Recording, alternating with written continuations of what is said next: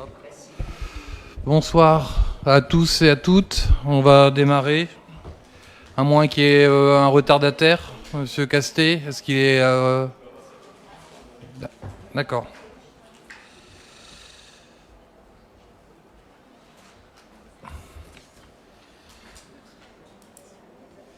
Exact. On va les annoncer, comme ça sera plus clair. Du coup, on démarre parce qu'en plus, il fait chaud. Hein, on a essayé de mettre la clim. Catherine a pensé à vous, mais bon, c'est pas très efficace. C'est pas de son fait. Voilà. Le quorum est atteint. S'il vous plaît, on se concentre, on y va, parce que sinon, on va perdre du temps. La nomination du secrétaire de séance, si l'on est d'accord, sera Déborah Delalin. Voilà, merci. Les absences et pouvoirs, Jean-Paul Leblanc a donné procuration à Nicolas Wanin. Sylviane Delpost a donné procuration à Déborah Delalin. Aurélien Pommier a donné procuration à Bernadette Havé. Philippe Tellier-Desplanques a donné procuration à Stéphanie Gravelaine. Laetitia Tabar a donné procuration à Gabriel Warin. Et Michel Castet a donné procuration à Didier Villemaet. Voilà. Pas de procuration. Autre ? Non, c'est bon ? Très bien. Je vous propose d'approuver et de signer le procès-verbal du 10 avril 2024. Est-ce qu'il y a des remarques ? Non, donc je considère qu'il est approuvé. On peut commencer à la faire tourner pour la signature. Vous avez aussi la feuille d'émargement qui va circuler. Merci de la remplir. Et je vous donne tout de suite la date prévisionnelle, on vous la rappellera à la fin, mais puisque je l'ai sous les yeux, du prochain conseil municipal sera le mercredi 16 octobre 2024. Voilà. Et ne partez pas trop vite, parce qu'après l'agenda, il y a un verre de l'amitié qui vous est offert. Voilà.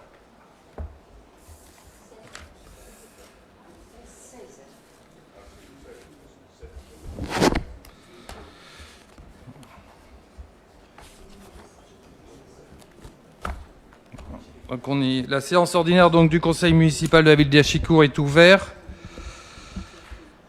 Comme vous avez pu le lire, il y a 16 décisions. Non, il y a 23 décisions et 16 délibérations. Concernant les décisions, on a une décision qui concerne la Bassure et l'éco-pâturage du site de la Bassure. Est-ce qu'il y a des questions ? Non. Dans une décision qui concerne les travaux, on a une décision sur la consultation pour les... Oui. Ah. Une petite proposition. C'est une action qui est très appréciée par les enfants et leurs parents par son côté pédagogique au niveau des animations et globalement par tous de par son caractère et écologique. Ne serait-il pas judicieux de déplacer les animaux de temps à autre vers d'autres zones de la commune ? Je pense par exemple à l'espace autour de l'EFM et du moulin. Alors l'EFM n'est pas du tout adapté à recevoir les animaux, parce que c'est-à-dire qu'il faudrait mettre des clôtures sécurisées. Oui. Oui, non, c'est pas envisageable, parce que c'est un espace de promenade, effectivement, de jeu. Et après, il y a la sécurisation. 2, il faudrait déjà, effectivement, qu'on trouve un prestataire qui soit d'accord pour les mettre là-bas. Mais à l'heure actuelle, non, c'est pas... j'entends ce que vous me dites, mais je vous dis que pour des raisons pratiques, de commodité, de loisirs aussi, effectivement, c'est un peu difficile de les déplacer là-bas. À l'occasion, par exemple, de la fête du moulin.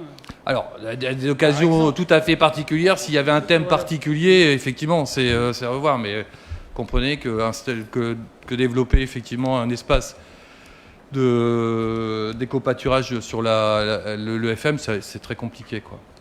Ouais, Didier. Ouais, je voulais simplement dire que l'éco-pâturage, c'est du désherbage, c'est pas de la tonte. Ouais. Donc, déménager les bêtes uniquement pour une tonte, c'est pas forcément bien adapté. Il faut surtout d'avoir un désherbage tel que c'est à la Bassure, où il y a beaucoup de variétés éventuellement de nourriture qui est proposée aux différents animaux, que ce soit les ânes, les chèvres et autres. Hein. Donc uniquement de la tonte telle que c'est prévu, uniquement ce qu'il y a autour de l'EFM, ça me paraît un peu difficile. Je parlais dans le cadre d'une animation.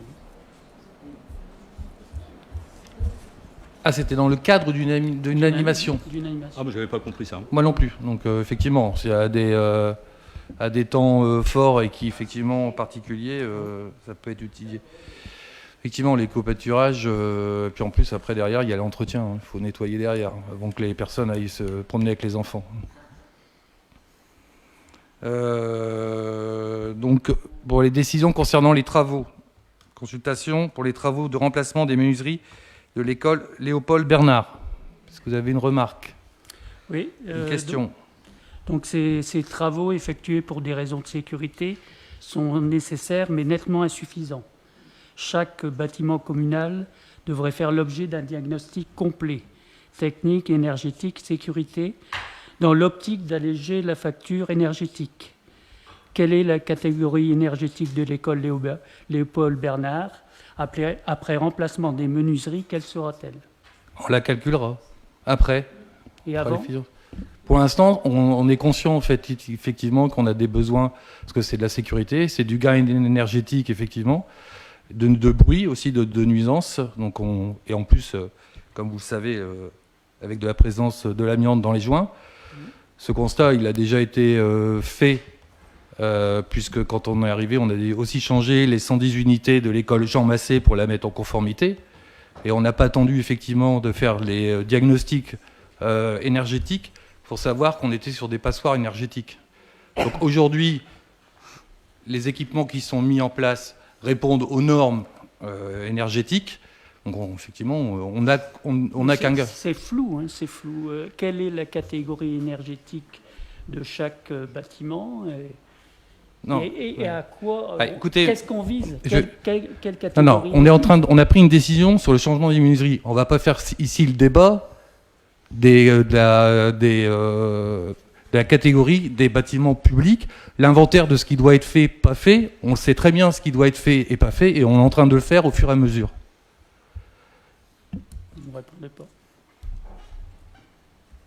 Est-ce que vous avez une question sur le changement des menuiseries de l'école Léopold Bernard? Non? Très bien. Non, la décision, elle porte sur le changement. Forcément qu'on aura un gain, il y aura forcément des travaux, sûrement d'isolation extérieure à faire, de plafond, puisqu'on est sur des toits terrasses, etc. Aujourd'hui, la décision, elle porte exclusivement sur le changement. Est-ce que vous avez une question? Est-ce que vous êtes d'accord, pas d'accord? Est-ce qu'il fallait le faire, pas le faire? Voilà, c'est la question. Voilà. On ne va pas ouvrir ici le débat de la priorisation des écoles à des lots à changer pour augmenter le gain énergétique. On le sait. Mathieu, il peut vous le dire.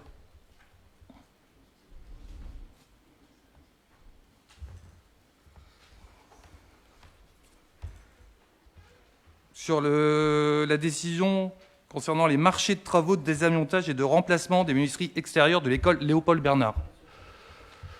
Est-ce que vous avez des questions? Non? Très bien. Sur les marchés de travaux relatifs à la réalisation d'un city-stade et d'un padel. Est-ce que vous avez des questions? Non? Très bien. Des décisions concernant la médiathèque, le renouvellement de contrat de maintenance du matériel RFID de la médiathèque municipale. Vous avez des questions? Non. Toujours sur la médiathèque, le renouvellement du contrat de maintenance sécurité Fortinet concernant le pare-feu de la médiathèque. Est-ce que vous avez des questions? Concernant la maison des sociétés, une décision sur l'assurance dommages ouvrages et assurance tout risque chantier. Opération de construction de la maison des sociétés. Est-ce que vous avez des questions? Oui, alors donc quelques observations, puisque fin mai, nous avons pu consulter les documents d'études préalables, à savoir les sondages et l'étude technique. Sans surprise, ils indiquent que le bâtiment se trouve en zone inondable.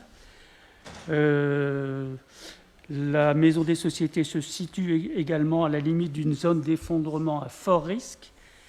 Les affaissements successifs rubriqués en attestent. La présence de mérule a également été détectée. Oui. C'est un champignon qui ne se développe qu'à partir d'un taux d'humidité environ de 25%.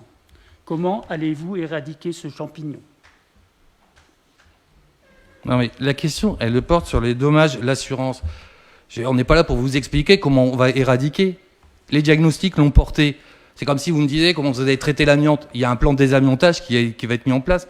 Les menuiseries, déjà, une bonne partie des menuiseries vont être changées dans le cadre, et les aérations qui vont être faites en sous-sol vont permettre d'abaisser en fait le taux d'humidité.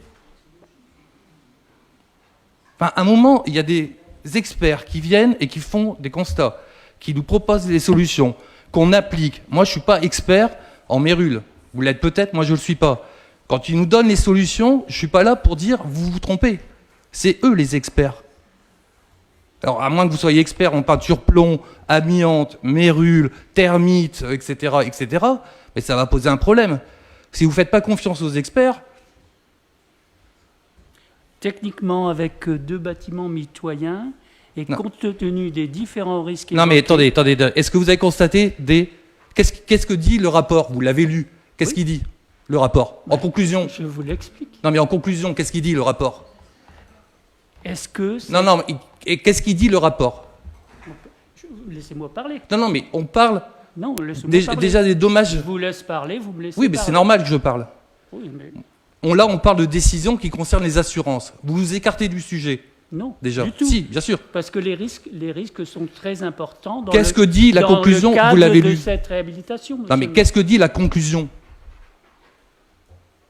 Alors, les experts nous disent quoi? Ils nous disent pas il faut brûler le bâtiment, le détruire. Faut-il le réhabiliter? C'est là le problème. Alors, ça, c'est une autre question. Ça, c'est une décision qui vous appartient. Là, on ne va pas revenir dessus. On a pris la décision de le réhabiliter. Les travaux sont en cours, comme vous pouvez le constater. Tous les voyants sont ouverts au niveau des experts. Point. Est-ce que si vous aviez eu connaissance en 2021 de tous ces risques, est-ce que vous auriez pris cette décision? C'est là la question. Mais les risques, ils sont partout. Les risques sont partout. Il y en a nettement moins quand on non, mais construit un bâtiment neuf. Est-ce que le rapport géotechnique de Fondasol nous dit que le bâtiment est prêt à s'écrouler? Quelle est la conclusion de ce document? Et qu'est-ce qu'il dit? Il dit qu'à l'endroit où les saudages ont été effectués, il n'y a pas de cavité. Ça ne veut pas dire qu'il n'y en a pas ailleurs. Ah ouais. Non, mais à ce moment-là, on en a partout des cavités. On ne construit plus rien. Et puis on peut raser aussi à Chicourt, Bourrin et Arras. Quand même pas. Parce que comment ils font pour rénover donc sur Arras toutes les rénovations? Tous les architectes, tous les bureaux d'études sur Arras qui rénovent à l'endroit où on sait les boves font une erreur monumentale, si je comprends bien. Le rapport nous dit qu'à l'endroit des sondages, il n'y a pas de cavité. Oui. Alors, qu'est-ce que vous voulez? On ne va pas en inventer. On ne va pas chercher après. Est-ce que le bâtiment il est fissuré? Est-ce qu'il s'est affaissé? Est-ce qu'il y a eu des marques d'affaissement? Non. Le technicien recommande néanmoins d'étayer de façon conséquente les bâtiments voisins. Hein, Non mais les bâtiments voisins, dans le cadre de nos travaux, ça concerne les bâtiments voisins, ça ne concerne pas nos travaux. Quand même. Non mais je comprends pas. Si l'un des bâtiments voisins s'effondre... Donc là, vous êtes en train de dire que l'architecte, tous les cabinets d'experts qui nous ont donné feu vert, les experts qui suivent les travaux, etc., sont dans le faux. Moi, je vous dis ce que j'ai lu dans le rapport. Non, mais moi, je lis, je prends en considération ce que les experts me disent. Pas ce qui est relu, traduit, et avec une lecture qui n'est pas forcément, parfois, très objective. Voilà. Je suis désolé. Sinon, vous savez très bien que sinon, on rénove rien. Et on ne construit plus rien à Chicourt. Si, allons. Bah, est-ce qu'ils nous ont demandé de renforcer les fondations du bâtiment? Vous qui avez lu le rapport? Non. Ils ont demandé de faire des examens complémentaires en fonction de l'avancement des travaux. Ça, c'est très clair. Le technicien ne se mouille pas du tout. Mais, le suivi chantier, il se fait. Bon alors, j'ai un peu du mal à vous suivre quand même parfois, je vous le dis. Enfin, de plus en plus même. Sur la décision... Si ces sujets étaient à l'ordre du jour d'une commission, on n'aurait peut-être pas besoin de les poser en conseil municipal. Ce serait bien peut-être qu'il y ait davantage de commissions et que ces commissions portent sur les sujets d'urbanisme à Achicourt. Donc ça éviterait peut-être d'interrompre justement en permanence le conseil municipal lors des décisions qui sont exposées. Les travaux de la maison des sociétés vous ont été présentés en commission. Vous avez lu pas autant en détail. Non, pas autant en détail. D'ailleurs, les études n'étaient pas encore faites. Attendez, on ne va pas vous consulter pour savoir ce qu'on doit faire. On est bien d'accord, quand même.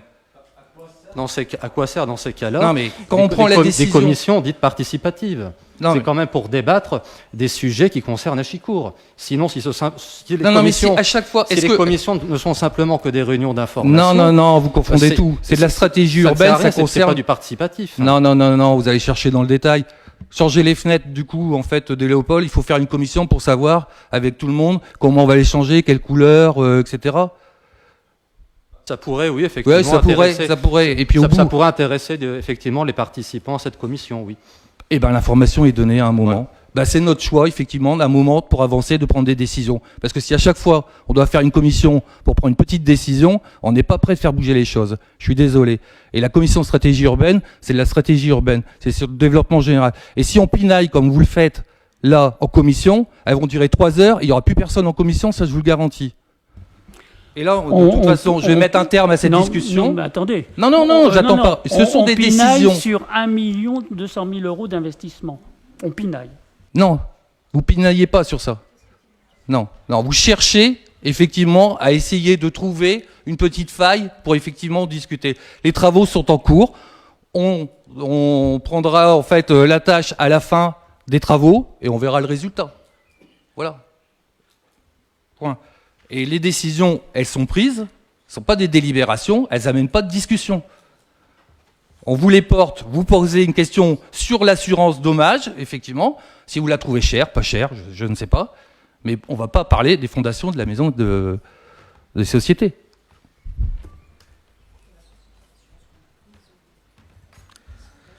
Marché de travaux relatifs à la structuration de la maison des sociétés. Est-ce que vous avez des questions ? Décision I. Marché de travaux relatifs à la restructuration de la maison des sociétés. L'eau élévateur. Est-ce que vous avez des questions ? Merci. Juridique. Convention d'honoraires. Mission d'assistance, de conseil, de présentation afin de défendre les intérêts de la ville. Est-ce que vous avez des questions ? Non. Contrôle de légalité. Renouvellement de l'adhésion au service. Oui, donc bien entendu que nous avons une pensée pour les jeunes victimes et les parents par rapport à l'affaire qui va être jugée. Quelles procédures vont être mises en place pour éviter que ce genre de faits ne se reproduisent par la suite ? Extrême qui est de ne plus faire de voyage de classe de neige. Comme ça, la question, elle est réglée. Ça, c'est... Non, mais vous me posez une question, je vous réponds. En solution extrême. Parce qu'effectivement, c'est une vraie responsabilité. Quand ça arrive sur les encadrants, que ce soit les enseignants, directrices et les élus qui sont en charge de ça, c'est une vraie responsabilité. Et on prend le poids, on mesure la responsabilité, effectivement, qu'ont les élus. Dans un premier temps, à chaud, c'est de se dire, effectivement, on ne va plus faire de voyage au ski ou ailleurs. Comme ça, on règle le problème.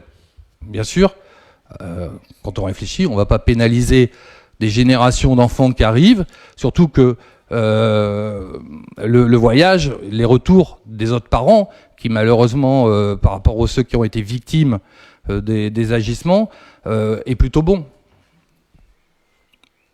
Renforcer le contrôle lorsqu'on l'a déjà renforcé au maximum.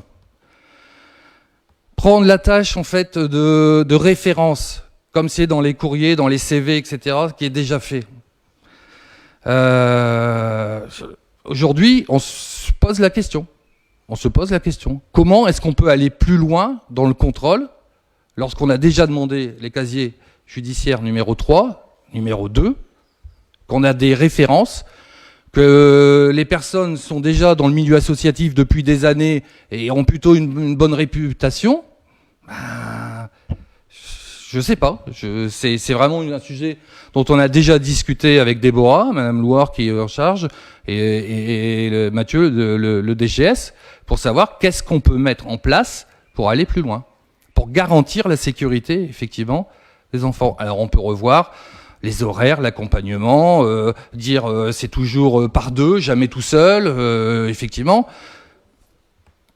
Sauf que ce qui nous paraît évident, logique, naturel, et que même après avoir donné les consignes, lorsqu'une personne cherche à nuire, malheureusement, elle y arrive toujours. Parce qu'on ne le constate, malheureusement, qu'après, a posteriori. Moi, j'étais pas sur place, voilà, j'accompagnais pas 24 les enfants.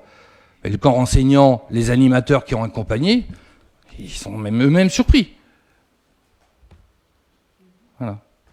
Donc c'est un vrai sujet. C'est un vrai sujet. Voilà. À chaud et en mesure extrême, c'est de dire, on n'envoie plus des enfants comme ça, ou que sur des journées complètes simplement, pas de dortoir, voilà, pas de déplacement loin. Ce qui n'est pas une bonne solution, ce qui est loin d'être une solution satisfaisante pour l'épanouissement des enfants. Voilà. Donc vous pensez bien qu'avec une situation comme celle qu'on a vécue, on sera extrêmement vigilant. Et là, alors, si vous avez des propositions à nous faire, elles sont les bienvenues. Voilà. Donc, une décision de contrôle de légalité. Le renouvellement de l'adhésion du service FAS, dématérialisation du transfert des actes de contrôle de légalité. Comme vous savez, tout est transféré après les délibérations à la préfecture pour voir si les délibérations sont légales. Toujours en décision sur les fonds de biodiversité, une demande de subvention fonds biodiversité au département du Pas-de-Calais, notamment pour verdir les cimetières. Pour le service éducation, les décisions concernant des fournitures scolaires pour l'année 2024-2025, à hauteur de 9 000 euros. Non, c'est les 25 000 euros, et des fournitures de produits hygiène et entretien à hauteur de 9 000 euros. Voilà. Une décision sur un partenariat, donc un partenariat avec la chaîne WEO, pour les 30 ans du moulin d'Achicourt, fête du moulin des 21 et 22 septembre 2024, puisqu'on fêtera les 30 ans du moulin. Dans le domaine de la culture, vous avez toute une série de délibérations qui concernent des contrats d'associations spectacles vivants qui ont permis d'animer et bien animer la fête de la Bassure du 9 mai, la fête de la musique du 21 juin, celle à venir, la fête donc nationale du 14 juillet. Vous avez également la résidence Mission Quartier, on en a déjà parlé, avec une résidence d'artistes sur 3 mois. Vous avez cité en scène le label en fait de la direction culture de la ville d'Achicourt. Donc pour ceux qui suivent, il y a eu déjà quelques représentations. Et puis vous avez, comme tous les ans, une offre à destination des scolaires qui rentrent dans le cadre de leur programmation. Voilà. Qui réjouit les grands, les petits et le corps enseignant. Est-ce qu'il y a des questions ? On va donc passer aux délibérations.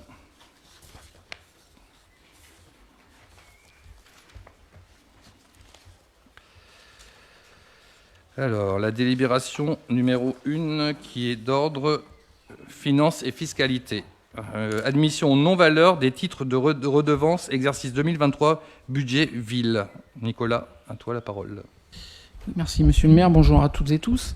Donc comme d'habitude en fait, il y a des créances donc, qui sont irrecouvrables parce que les personnes sont insolvables ou il y a eu des jugements de mise en surendettement, et donc on passe ces petites sommes donc en non-valeur, c'est-à-dire que ça devient une charge pour les collectivités. Et on le fait chaque année, donc pour pas avoir une grosse somme à passer au bout de certaines années. Donc ces sommes donc sont notamment des produits de cantine scolaire et garderie. Et donc il y a pour une somme de 1 178,02 €, et donc on avait donc déjà prévu les crédits budgétaires puisque ces sommes sont envoyées par le comptable public. Est-ce qu'il y a des observations, des votes contre, des abstentions ? Merci, adopté à l'unanimité. Merci. Délibération numéro 2, admission non-valeur des titres et redevances, exercice 2023, budget location de salle. Nicolas. Donc là, on est sur le budget annexe de la ville, sur les locations de salles. Donc pareil, il y a eu pour 116 € donc, de sommes irrecouvrables qui concernent les locations de salles. Et donc, pareil, donc on avait prévu les crédits budgétaires en budget annexe. Donc est-ce qu'il y a des votes contre, des abstentions? Merci, adopté à l'unanimité. Merci Nicolas. La délibération numéro 3, décision modificative numéro 1, ouverture, minoration et transfert de crédits budgétaires, budget ville, exercice 2024. Donc nous avons voté le budget primitif le 10 avril et donc en cours d'année, donc il y a des modifications, on a plus d'informations. Donc on ajuste notre budget parce qu'on l'avait voté à l'équilibre, rappelez-vous. Donc cette décision modificative a pour incidence dans la section de fonctionnement une augmentation des recettes de 13 147 €. On a eu les sommes définitives des dotations de l'État qui sont un peu plus élevées que prévu. Concernant l'investissement, donc en fait, on prévoit donc une opération d'échange de parcelles avec la CEA dans le cadre de l'aménagement de la zone de la Tourelle. Il y a des parcelles qui appartiennent à la CEA, des parcelles qui appartiennent à notre commune, et donc on se les échange, donc ça sera sans conséquence. Donc on vend et on achète, donc on prévoit les crédits budgétaires à hauteur de 250 000 € à la fois en dépenses et en recettes. Par ailleurs, donc on a enregistré une notification de la dotation d'équipement des territoires ruraux dans le cadre des travaux de menuiserie de l'école Léopold Bernard pour 44 500 €, donc on inscrit maintenant dans le budget. Ce qui fait qu'au total, donc, on a 44 500 € de plus en recettes d'investissement dans cette décision modificative. Est-ce qu'il y a des questions? Oui. Pour 250 000 €, donc c'est le coût de l'acquisition de la parcelle en fin d'un échange. Donc au niveau comptable, effectivement, c'est neutralisé. D'un côté, il y a 250 000 en crédit et de l'autre en débit. Néanmoins, mais quelle est la surface de la parcelle qui va être... de la parcelle actuelle qui va être transférée à la CEA et la parcelle sur laquelle sera implantée la médiathèque? Alors pour l'instant, on n'a pas encore eu les informations. Elles seront données au moment où il y aura l'opération. Donc pour l'instant, ça a été estimé par la CEA. Donc nous, on prévoit, donc vous savez très bien qu'au niveau budgétaire, il faut prévoir. Donc on prévoit les crédits budgétaires. Et donc le détail, on l'aura prochainement, enfin dans le futur. Aujourd'hui, je ne suis pas capable de te donner combien il y a de surface d'un côté, combien de surface de l'autre. Mais ça sera... le but, c'est quand même que ça soit une opération neutre pour les deux collectivités. En début d'année, on m'avait dit que le terrain serait rétrocédé, donc en conseil municipal. On m'avait dit que le terrain serait rétrocédé pour 1 € symbolique. Donc qu'est-ce qui a changé depuis le début de l'année pour que maintenant on soit sur un échange et non plus sur une rétrocession pour 7 € symbolique? Donc si tu compares bien, ça fait 1 € d'écart. Non, pas du tout, puisque c'était une rétrocession pour 1 € symbolique et la commune restait propriétaire du terrain derrière la médiathèque. Bon, pour être tout à fait transparent, l'EPF, qui est aujourd'hui propriétaire donc, du terrain, a demandé, après les coûts de démolition, de traitement pollution, etc., le coût de rachat à l'époque, etc., ça a une valeur qui approche les 500 000 €. EPF. Le domaine passe par là. Lui, il estime à juste titre son environnement, etc., son accessibilité, les réseaux existants. Et il dit, la valeur du terrain aujourd'hui constructible dans son environnement, c'est 250 000 €. Voilà, à peu près. On est sur plus de 1000 m², effectivement. Non, ça, j'ai compris, effectivement, c'est le coût du portage foncier. Mais pourquoi on est passé... Je vais aller jusqu'au bout du... Bon, non, voilà. Effectivement, les terrains qui sont de la propriété de la commune, donc derrière, ceux qui se situent derrière les ateliers municipaux, oui. Propriété donc de la commune, puisque le reste n'est pas propriété de la commune, EPF, puis après CEA, intègre le projet d'aménagement. C'est notre contribution, de toute façon, au projet de la Tourelle. D'accord, mais alors pourquoi on est passé d'une rétrocession à un échange de parcelles?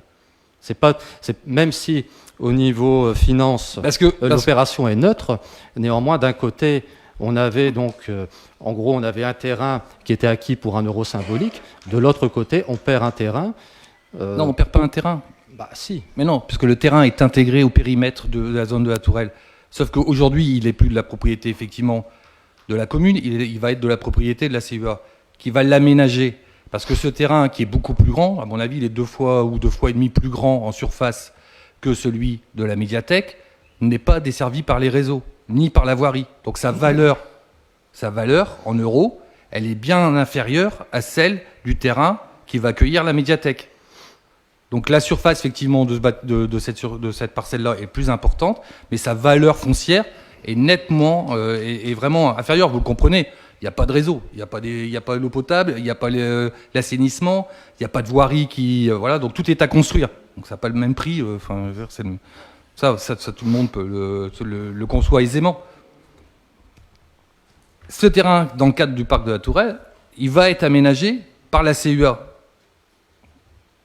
C'est une opération blanche. Alors, le terme, je peux te l'accorder, de rétrocession était peut-être pas le bon au début en fait des négociations, parce qu'on n'avait pas non plus tout le périmètre où le PF avait son exigence financière, le domaine devait estimer, la propriété était à la CEA, sur une opération immobilière portée par la ville d'Achicourt en partenariat avec la ville de Borin. Donc effectivement, il a fallu mettre à plat les choses au niveau acte notarié, etc., fiscalement, et ça a débouché sur en fait, cet échange qui se neutralise du coup.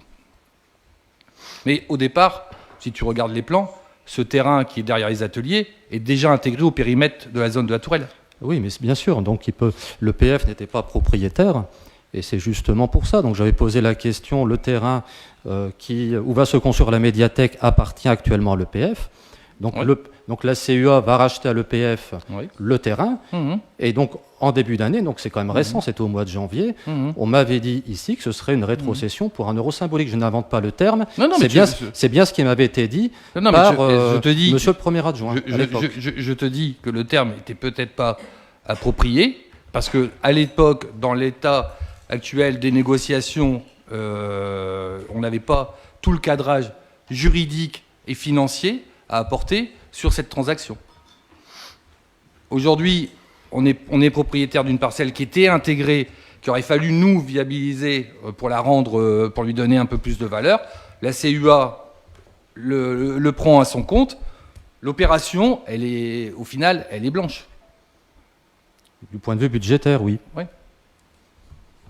Donc c'est bien. Mais la commune perd quand même la propriété d'un terrain. Voilà, c'était le sens de mon propos. Oui. Mais au niveau budgétaire, effectivement, l'opération est neutre. Oui. Mais on perd un terrain. Oui, sauf qu'au départ, on l'avait mis de toute façon, nous, dans le paquet. On ne va pas avoir à gérer tout l'aspect financier, juridique et aménagement de ce terrain, puisqu'il ne nous appartient plus. À un moment, est-ce que la CEA pourrait dire, bon, vous voulez l'intégrer dans le périmètre du parc de la Tourelle? Très bien. Mais pour viabiliser votre terrain, il faut 100 mètres de voirie et ça coûte 300 000 €. Il faut l'assainissement, il faut l'eau potable, etc. Et ça coûte autant. Après, on n'a pas connaissance du terrain qui serait échangé, donc on ne sait pas si. Et on n'a pas connaissance non plus des plans futurs. Les plans, c'est vous les avez, les plans? Les plans. Le périmètre. Ah, le périmètre, oui, mais l'aménagement, les voiries, puisque la rue des Ateliers, a priori, serait prolongée, mais prolongée jusqu'où? Est-ce que la parcelle concernée, est-ce que les voiries vont jusque-là? Ça, on ne sait pas. Alors, vous allez bientôt avoir une présentation, puisqu'on est en train de finaliser avec en fait, le maître d'œuvre qui nous accompagne, notamment la SPL, puisque c'est la CEA a donné mandat à la SPL, donc d'études et de travaux, notamment de toute la voirie et la desserte arrière, qui sera à la charge de la CEA. Et il y en a pour des millions. Oui, c'est 3 millions d'euros. Aujourd'hui, le marché confié à la SPL. Oui, mais aujourd'hui, le total avec les acquisitions, démolitions, etc., on est sur une enveloppe de 7 millions d'euros. Aujourd'hui. Donc je préfère perdre la propriété d'un terrain qui, de toute façon, était intégré au périmètre de l'aménagement de la Tourelle, et ne plus avoir à supporter les charges d'aménagement pesant sur ce terrain, et qui rend une opération blanche financière pour la ville. Alors le terme à l'époque, si on veut jouer sur le terme, mais à culpa, c'était peut-être pas le bon, mais le résultat, il est identique. Parce que faites l'addition des charges d'assainissement, enfin de viabilité, de viabilisation, Oui, non, etc. Je suis d'accord, mais comme on n'a pas connaissance justement exactement des parcelles, de la parcelle ou des parcelles qui seront échangées, voilà, on ne sait pas si actuellement, est-ce que les voiries arriveront jusque-là, on ne sait pas, on n'a pas l'information. Donc, s'il fait partie du parc, on a commencé à établir en fait la circulation, etc. On en a déjà parlé. Quand on a présenté le document en commission, les premières épures du périmètre, on a dit de toute façon que la voie principale d'accès à la zone commerciale artisanale se ferait par la rue des Ateliers pour ne pas créer de nuisances poids lourds sur la rue du 19 mars. Donc évidemment, dans les grands traits, vous le connaissez, le projet. Le périmètre, il a toujours été défini. Vous le connaissez. Alors maintenant, si vous voulez le numéro de la parcelle exact, le numéro de la section cadastrale et à l'art près la surface, on vous la communiquera. d'accord. D'autres questions? Non? Alors, Donc, on n'a pas voté, je crois pas. Non, on n'a pas Voilà. encore voté. Donc, qui vote contre? Qui s'abstient? 2. 2 abstentions. Donc adopté Comment on dit déjà? à l'unanimité. À l'unanimité. Merci, Catherine. Délibération numéro 4, délégation de l'admission en non-valeur des créances irrecouvrables de faible montant à Monsieur le maire. Oui, monsieur le maire. Donc, rappelez-vous, au conseil municipal de décembre, donc j'avais déjà informé sur avec le changement de responsabilité des gestionnaires publics, le passage à notre norme comptable M57, certaines simplifications. Vous avez pu voir dans les 2 premières délibérations qu'on passait des délibérations pour des petites sommes, souvent inférieures à 100 €. Donc en fait là, cette délibération consiste justement à fluidifier ces admissions non-valeurs, donner une délégation à monsieur le maire pour des créances jusqu'à 100 € par créance irrecouvrable. Ce qui veut dire aussi que je précise que c'est toujours le comptable public qui nous propose, dans le cadre de ces diligences, donc ces poursuites, ces créances irrecouvrables, ces mises en non-valeur. Et donc, cette délégation permettra à monsieur le maire de prendre des décisions comme celle qu'il a présentée, qui seront portées aussi ensuite, bien sûr, à la connaissance du conseil comme toute décision. Donc, c'est vraiment pour éviter de prendre une délibération pour 50 €. Donc, c'est vraiment pour fluidifier ces opérations. Est-ce que vous avez des questions? Donc, on va passer au vote. Est-ce qu'il y a des votes contre, des abstentions? Merci. Adopté à l'unanimité. Donc la délibération numéro 5 sur la taxe locale sur la publicité extérieure pour 2025. Vous connaissez bien le sujet puisqu'on en a discuté en conseil municipal. Pour rappel, il y avait une délibération qui datait de 2017 qui rendait impossible toute exonération. On a respecté la réglementation en appliquant la délibération, ce qui a effectivement occasionné un recouvrement de cette taxe sur l'ensemble des bâtiments ayant des anciennes commerciales ou autres.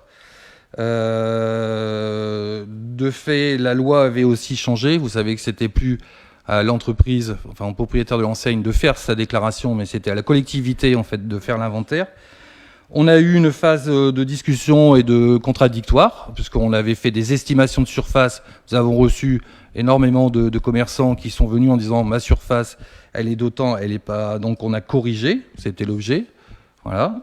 Donc on est quand même passé. Donc le montant de cette taxe était environ 35 000 € lorsqu'on l'avait estimé. Après rectification, on était à 28 000 €. On s'était engagé à apporter des exonérations sur cette taxe locale dans le cadre de la loi, de ce que la loi nous autorisait. C'est ce qu'on vous présente aujourd'hui. Donc le résultat, c'est que tous ceux qui auront une superficie d'enseigne inférieure à 12 mètres carrés, ça fait à peu près 3 sur 4, 12 mètres carrés, ou 12 mètres de long sur 1 mètre, voilà, ça vous donne quand même un petit peu un visuel, seront exonérés.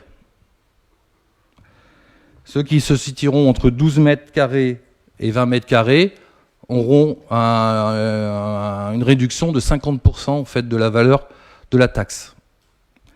Pour les autres, il n'y a pas, en fait, la loi n'autorise pas en fait d'exonération. Ces exonérations vont concerner 90% des 96 bâtiments qui sont concernés par la TLPE. Voilà. Est-ce que vous avez des questions ?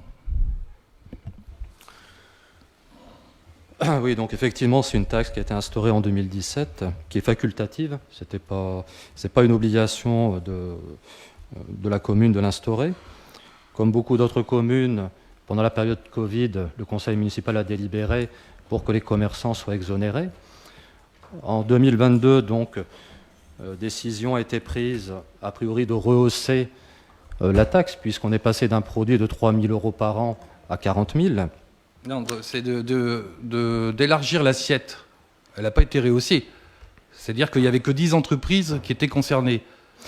Donc c'est simplement l'assiette sur laquelle s'applique la taxe qui a concerné l'ensemble des bâtiments avec enseigne.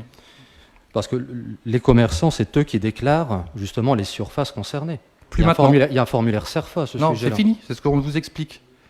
C'est pour ça qu'on a fait cette inventaire. Sur les sites de l'État, c'est toujours indiqué qu'il y a une déclaration préalable. Après, la commune peut très bien engager une procédure de rehaussement ou une taxation d'office. Donc, est-ce que c'est l'une de ces deux procédures qui a permis d'augmenter le produit de 3 000 à 40 000 €? C'est l'assiette.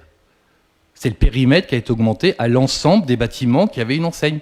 Je vais vous donner un exemple. Par exemple, l'INRAP, qui n'a rien de commercial, a une enseigne, elle a été taxée. Pour Voilà. être clair, on était dans un système déclaratif.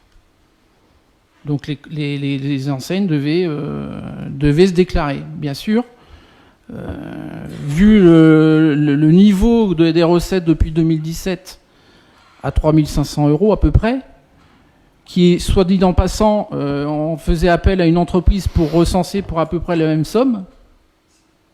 Donc finalement, ça ramenait zéro à la commune. Au 1er janvier 2023, il y a un changement de paradigme, de règles, où en fait, il n'y a plus de déclaration, c'est la collectivité qui doit aller chercher la taxe. Et comme vous savez, nous sommes une collectivité, on respecte la loi, parce que derrière, il faut voir qu'il y a une incidence. Si les produits ne sont pas constatés par la collectivité, c'est de la responsabilité des gestionnaires publics. La collectivité serait lésée, à hauteur de 35 000 €. Autant vous dire qu'on pourrait s'inquiéter pour notre DGS, parce que c'est lui qui est responsable. Alors justement, c'est la deuxième fois que vous parlez de ça. Mais Oui. sur quelle jurisprudence, sur quel texte vous appuyez pour prétendre que la rémunération peut être suspendue pendant 6 mois du DGS? C'est pas la jurisprudence, c'est Donc, la loi. Vous parlez du délit de concussion, c'est ça? Non, de concussion, c'est de poursuivre alors qu'on n'a pas le droit de poursuivre. Donc C'est de là, quel est le texte de référence pour affirmer que le traitement du DGS peut être suspendu pendant 6 mois? C'est la nouvelle responsabilité des gestionnaires publics. Alors pour l'instant, la jurisprudence, elle va venir au fil de l'eau. La règle, c'est si la collectivité est lésée significativement, c'est de savoir est-ce que 35 000 €, ça lèse notre collectivité significativement. Je pense que oui. Alors on pourra, je pourrais te donner les textes parce que c'est la loi. Oui, ça m'intéresserait, oui. Donc voilà. Donc effectivement, si on ne recouvre pas des recettes qui doivent être recouvrées, on est en délit. Parce que la collectivité est lésée.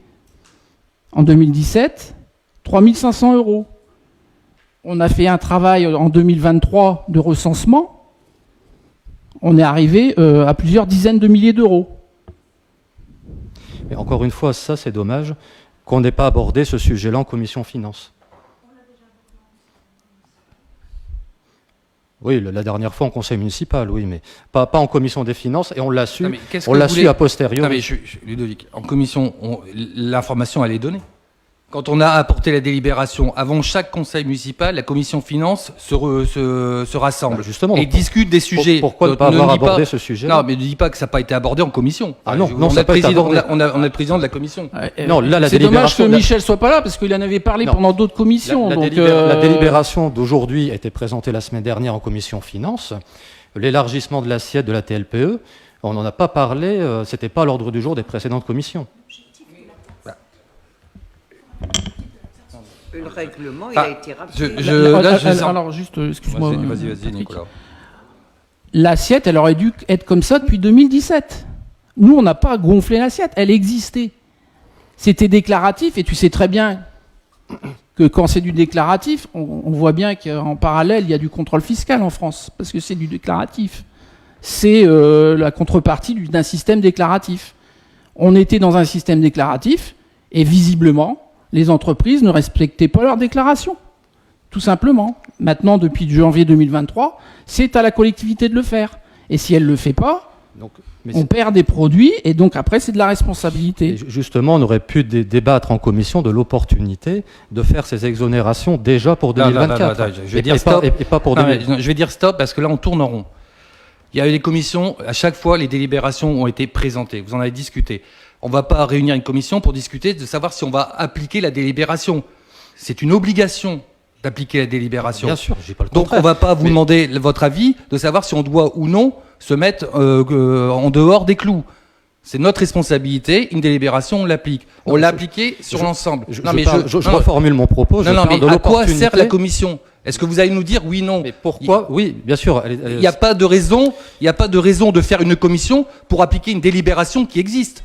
Mais pourquoi cette délibération intervient pour l'année 2025 et que ça n'a pas été fait l'an dernier pour 2024 ? Parce que quand on a recouvré sur l'ensemble des 96 qui n'étaient pas répertoriés, on va se répéter, 96, il y en avait 10, il y en a 96 qui sont assujettis à cette taxe. C'est du travail d'inventaire des services qui sont pilotés par Mathieu. On a fait ce recensement, on a envoyé un courrier recommandé à l'ensemble des personnes concernées. On a eu 1 mois d'échange avec eux pour ajuster au plus juste leur surface d'après leur décompte. C'est-à-dire qu'on n'a pas été vérifié en plus les chiffres qu'ils nous donnaient. Donc on est sur un climat de confiance. En quoi la commission peut apporter ça ? On a constaté qu'effectivement, elle ne permettait pas d'exonération. On a dit donc, on peut faire une délibération qu'on vous présente aujourd'hui, qui a été présentée en commission, sur les exonérations autorisées dans le cadre de la loi. Enfin, je ne sais pas, il n'y a pas de sujet de discussion. Qu'est-ce que vous voulez me dire ? Qu'il faut la supprimer ? Peut-être qu'il faudrait la supprimer, effectivement, étant donné je vous rappelle que dans votre programme, quand même, non, mais dans votre programme, vous luttez contre la pollution visuelle, etc. Et que le fondement... Ça passe pas uniquement par la taxe, il y a un règlement local. Non, mais relisez effectivement les textes. Relisez les textes, Nicolas, il vous les fournira, parce que c'est bien de les lire aussi avant, de poser des questions. Le fondement de cette taxe-là, c'est d'éviter justement la pollution visuelle dans nos communes. C'est ce que vous avez défendu. Et si on en arrive à faire une taxe, c'est que, instinctivement, les gens ne le font pas. Résultat de ce qu'on a mis en place, plein de panneaux ont été démontés. Parce que jugés, en fait, inutiles. Donc, elle est fondée. Et elle sert. Maintenant, il y a un droit de reconnaissance de tous les commerçants. Et c'est le sens de la loi des exonérations. Un boulanger, quand il marque juste artisan boulanger, effectivement, il n'a pas à être taxé, puisqu'il fait simplement un renseignement sur son métier. Voilà. Où est-ce qu'on va discuter pendant des heures de ça ? Notre position, c'est de l'appliquer. Un jour, si vous décidez, si un jour vous aurez la possibilité peut-être de la supprimer, vous la supprimerez. Mais voilà, après, ça mérite débat. Et voilà, je comprends pas cet énervement. J'ai simplement dit. Parce qu'on vous répète les choses à chaque fois, et vous revenez avec les mêmes questions. J'ai simplement dit que l'an dernier, nous aurions déjà pu délibérer à ce sujet-là. Tout simplement.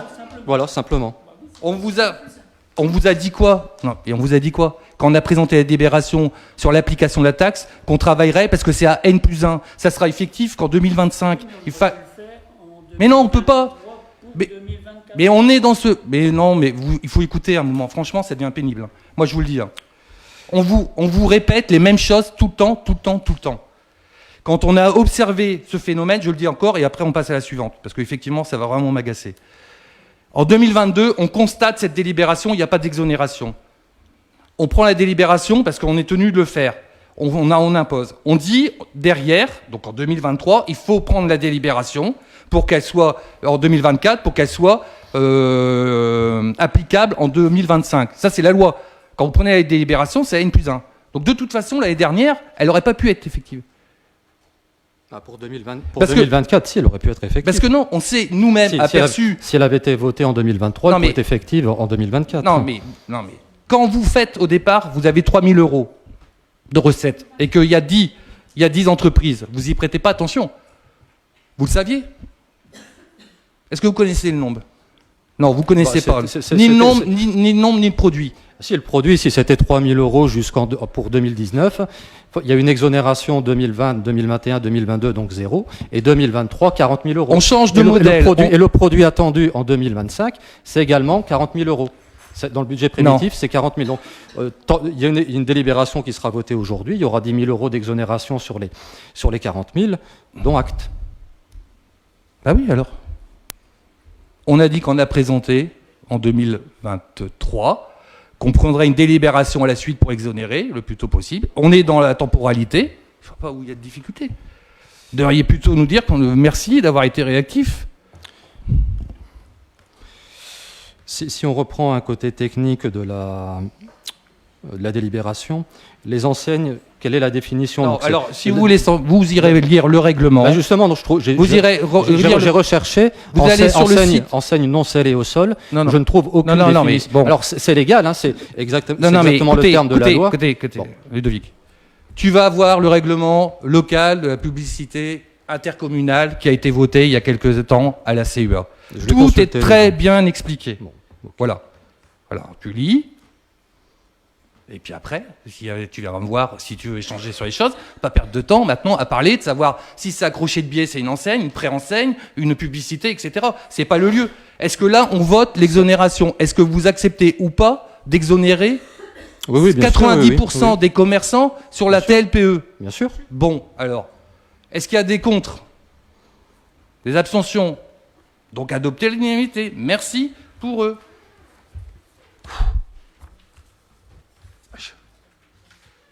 Délibération numéro 6. Convention de participation financière et conventionnement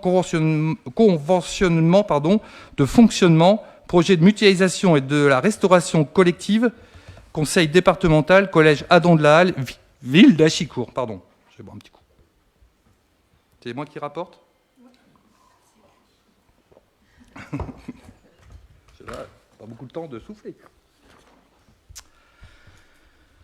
Bon, donc, vous le savez, dans le programme que nous avions présenté aux habitants d'Achicourt et qui nous ont accordé leur confiance, il y a tout un volet sur l'éducation alimentaire, sur l'alimentation en fait dans les écoles, et notamment aussi sur le redéveloppement en fait d'un de nos piliers économiques de l'époque, qui est le maraîchage. Donc ce sont vraiment trois enjeux forts, parce qu'on a un souci d'alimentation saine et durable, forcément, hein, puisque ça serait cultivé sur des circuits courts, locaux, bio, bien évidemment, préparé en cuisine centrale, donc au collège, avec une liaison chaude du collège directement dans les cantines des écoles d'Achicourt dans un premier temps. Donc c'est un maillon, cette cuisine centrale, c'est un maillon en fait de tout ce programme alimentaire. Parce qu'il va falloir... on a des contacts très sérieux avec les maraîchers, on a des contacts pour avoir du foncier nécessaire à la production des légumes. On avance aussi sur la cuisine centrale, c'est le sens de la délibération qui vous est proposée aujourd'hui. On a demandé donc, dans le cadre de la rénovation du collège, au département d'estimer une production pour 400 repas jour. Donc, au regard des besoins d'équipement, d'extension, le département nous a fait la proposition d'une somme qui est de 420 000 €. Alors, ça peut paraître cher. On est dans l'alimentaire établissement public scolaire, donc les équipements sont très onéreux. Il y a un suivi forcément très important parce que là on joue avec la nourriture. Donc il faut accepter aussi ce coût. On est souvent déconnecté de ces coûts, mais c'est une réalité qui permettront à nos enfants d'avoir une alimentation beaucoup plus saine, beaucoup plus avec des enjeux environnementaux forts qu'on défend régulièrement. Voilà. Est-ce que vous avez des questions ? Oui, donc le collège, c'est un investissement de 12 millions d'euros qui sera financé par le conseil départemental. Il y a 17 aujourd'hui même. 17, bon. Enfin, initialement, c'était prévu 12, voire 13 millions d'euros. Donc les travaux devaient déjà débuter en 2020, c'était reporté d'année en année. Donc tant mieux s'ils débutent enfin. Les appels d'offres ont été clôturés cette année. Concernant le projet de cuisine centrale, actuellement, les repas sont déjà préparés au collège. Donc il y a déjà un approvisionnement à 80% fait dans des circuits courts. Les repas préparés sont souvent de gamme 4 et 5. Donc nous n'avons aucune. En plus, la cuisine, enfin le service est audité régulièrement, donc nous n'avons aucune raison de nous opposer à la création de cette cuisine centrale. Par contre, ce qui nous interpelle effectivement, c'est le prix. 420 000 euros pour 60 mètres carrés. Certes, il y a des aménagements supplémentaires pour l'expédition des repas et le retour des matériels. Mais il semblerait quand même qu'on est dans une fourchette haute, étant donné que la moyenne se situe souvent entre 3 500 et 5 500 euros du mètre carré. Là, on est à peu près à 7 000. Donc, le principe de la mutualisation est bonne. Je veux dire, on n'a pas de remarques à faire là-dessus. Cependant, voilà, nous allons investir 420 000 euros dans un équipement qui n'est pas propriété de la ville. Sans compter, bien évidemment, ensuite le coût de fonctionnement. Alors, j'entends, effectivement, mais c'est le prix qui nous est proposé par le département, après négociation, bien évidemment, avec, en définissant nos contours. Aujourd'hui, on porte seul cet investissement. Demain, si on a pris un taquet haut au niveau repas, parce qu'il n'est pas dit qu'une une commune nous rejoigne, et on verra à ce moment-là comment on répartit l'investissement que nous avons porté. Aujourd'hui, nous prenons une décision, effectivement, 420 000 euros, onéreuse, mais avec un objectif de qualité alimentaire, de sécurité alimentaire, pour nos enfants. La sécurité, elle existe quand même. Là, c'est quand même un service, le service cuisine du collège qui est régulièrement audité. Non, mais aujourd'hui, ce qui manque dans la convention, ce sont des contreparties. La commune va investir 420 000 euros pour une extension de la cuisine. Mais pourquoi il n'y a pas de contrepartie du département ? Mais le département, lui, au départ, c'est pas lui qui nous a demandé de venir avec lui. Nous, on vient, on lui dit, vous rénovez la cuisine centrale. Aujourd'hui, pour information, nos repas ne sont pas fabriqués au collège. Non, ils sont fournis par API. Par API, une grosse société de distribution. Oui. Ils arrivent en fait sous vide, etc. On a monté l'exigence du bio à 30%, alors que normalement la loi Egalim c'est 20%, donc on a été déjà nous un peu plus loin. Mais quand ça nous arrive, c'est juste du réchauffage, on enlève les plastiques et on donne à manger. Voilà. Ça c'est le fonctionnement aujourd'hui. Le coût du repas aujourd'hui, c'est à peu près 2,80 € par API. Là, le coût du repas, ça serait aux alentours de 3,10 €. Donc, on aura... Alors, 3,60 €, c'est ce qu'il nous avait dit là. Aujourd'hui, on affine en fait les prix parce que forcément, si vous le demandez aujourd'hui, vous voyez bien la temporalité de la rénovation du collège. Ça a été 10, ça a été 12 millions. Aujourd'hui, on a 17 millions parce que les années passant, tout augmente. Donc, voilà. Donc, aujourd'hui, en différence prix payé par la commune, je n'ai pas dit par les parents, je dis par la commune, c'est quelques centimes, aussi sur le coût de fabrication. Ça, c'est un choix politique. Oui, alors effectivement, il y a quand même une contrepartie, c'est que le repas sera facturé à 3,06 € à la commune, alors que le coût de revient, enfin, dans la convention, on ne sait pas si c'est le coût de revient ou le tarif maximum facturé aux parents, 3,60 €. Non, je viens de le dire, je viens de le préciser. Comment ? Je viens de le préciser. 3,10 € dans la convention. Non, j'ai dit que c'était le coût facturé à la commune, pas aux parents, j'ai dit. 3,06 €, enfin qui serait maintenant 3,10 €. Oui. D'accord. Donc la commune gagne effectivement une cinquantaine de centimes par repas. Donc par rapport au nombre de repas fournis sur 4 ans, effectivement ça fait un gain de 100 000 €. Mais il reste un gain de 100 000 € pour la commune, mais il reste quand même 300 000 € Non, à la charge. Ludovic, il n'y a pas de gain. Comment ? Aujourd'hui, le coût, il est à 2,70 €. Demain, il sera à 3,10 € pour 5. Donc, la commune va payer davantage. Il y a pas de gain. Par rapport au coût d'aujourd'hui, le repas facturé aux parents, oui, effectivement, il y a un surcoût pour la commune, ça je suis d'accord. Mais il y a une contrepartie financière dans la convention. Elle existe quand même dans la convention de fonctionnement. C'est le prix facturé par le département est inférieur au coût de revient. C'est bien, mais cette compensation n'est pas suffisante. Enfin, ce serait bien que dans cette convention, qu'il y ait soit une autre contrepartie qui soit prévue, ou alors, après se pose aussi la question, actuellement c'est la solution qui paraît la plus adaptée pour manger sainement, la cuisine centrale, mais si dans 5 ans, 10 ans, 15 ans, cette solution ne paraît plus adaptée, la commune ne va pas récupérer les mètres carrés qu'elle a financés. Donc ce serait bien qu'il y ait une clause de revoyure, en tenant compte, bien évidemment, en déduction des frais d'amortissement, bien entendu. Mais ce serait bien qu'il y ait ce type de clause qui existe dans cette convention. Moi, je vais vous dire, la clause de revoyure, elle est intéressante quand on peut avoir un intérêt. Là, on aurait un intérêt. Je ne suis pas sûr que si on renégocie dans 15 ans, ils ne nous disent pas, oui, justement, ça tombe bien, venez un peu, parce que vous allez nous mettre 50 000 ou 100 000 € de plus. Parce que depuis qu'on a changé les équipements, les prix ont été multipliés par 3, les charges, les fluides ont été multipliés par 10, etc. Oui, donc il vaut mieux, à un moment, faire attention à la manipulation des clauses de revoyure. Je suis d'accord, 420 000 €, c'était ce qui était prévu en 2022, parce que cette convention... Et là, aujourd'hui, c'est toujours 420 000 €. Cette convention, elle a été signée en 2022, elle n'est pas récente. Elle a été adoptée par le conseil départemental en fin 2022. Et ce qui est étonnant, c'est qu'à l'époque, on était déjà, à l'heure d'aujourd'hui, on semble quand même sur un coût au mètre carré supérieur à la moyenne, et c'était encore d'autant plus vrai à l'époque.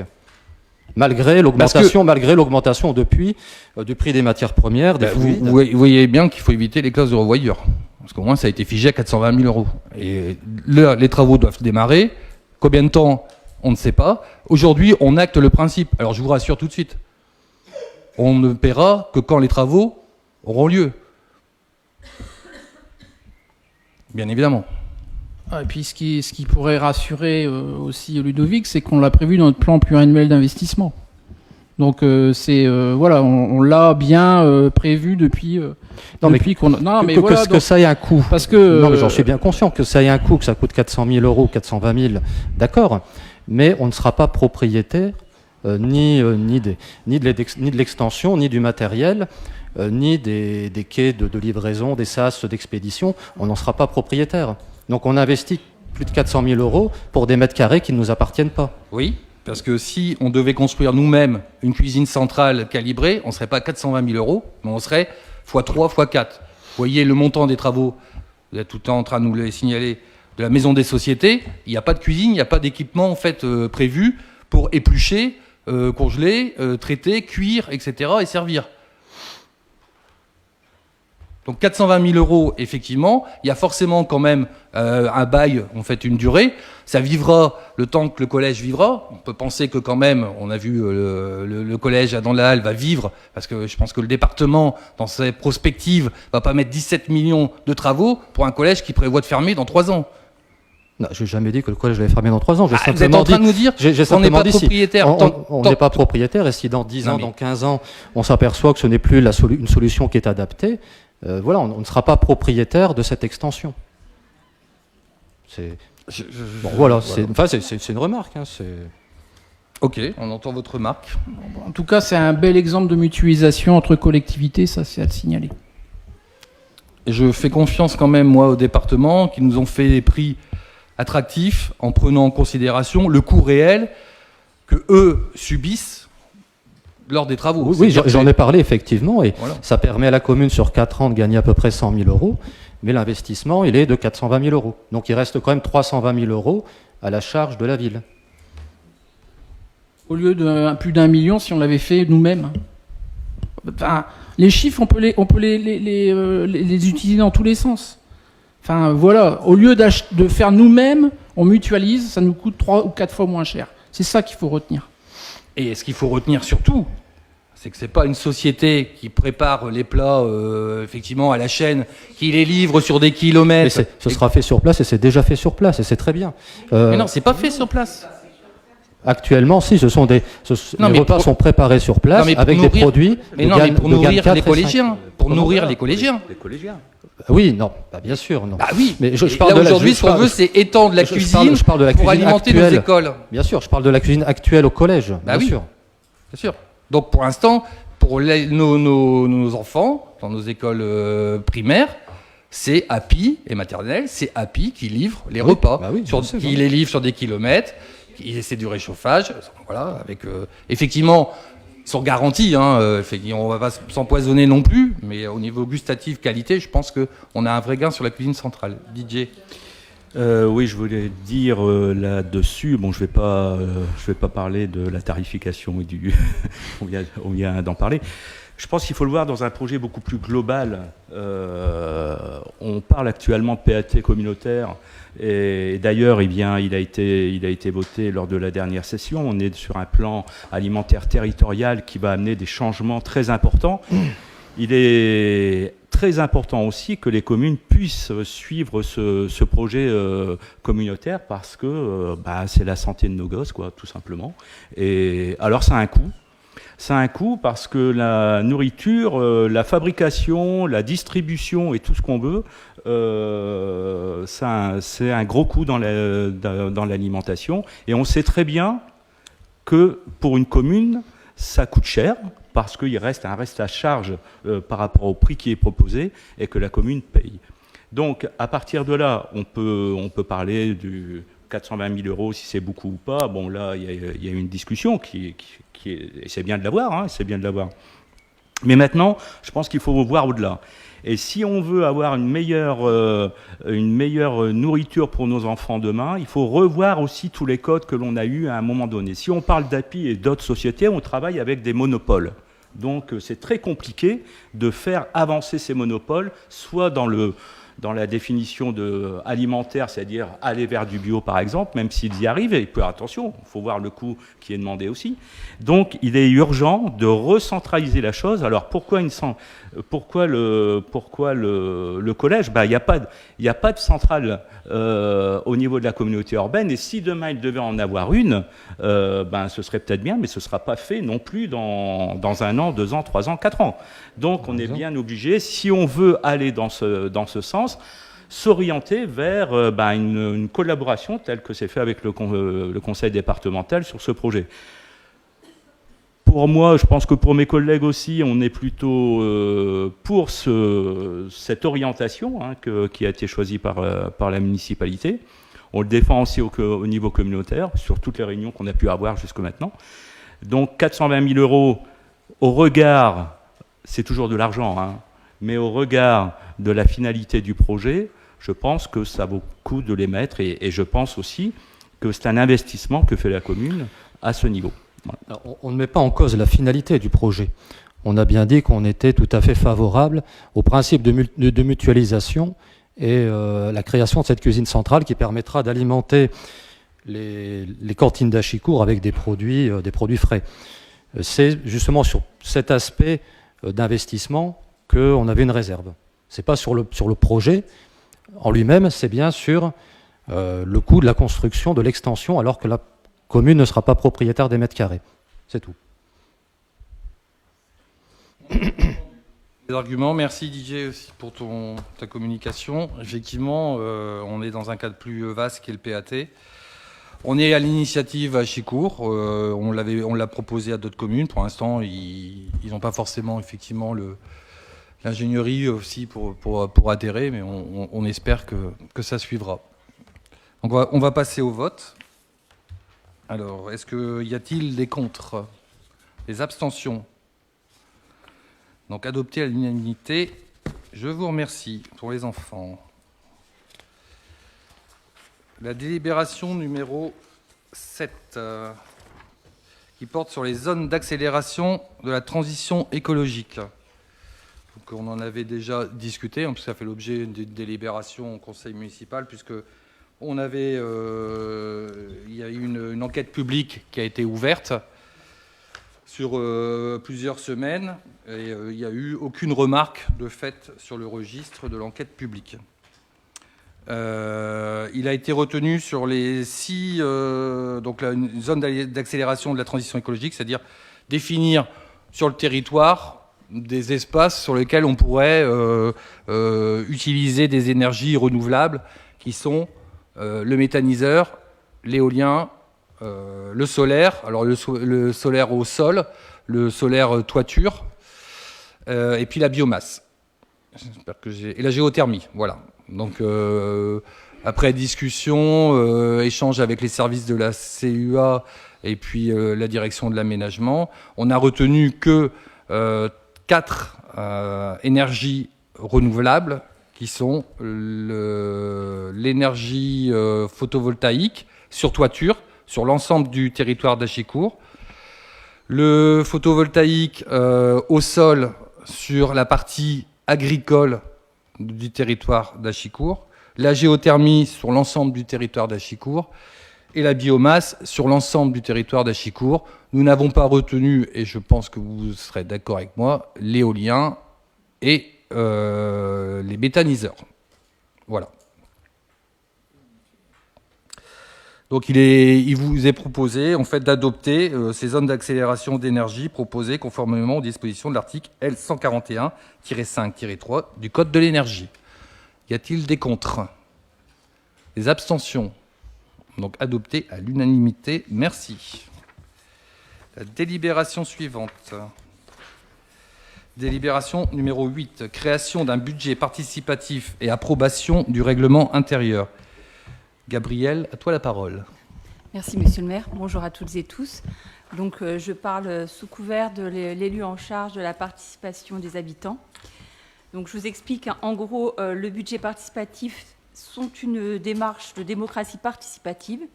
Ils proposent aux citoyens de s'associer aux décisions de la ville, notamment sur une partie du budget de la collectivité.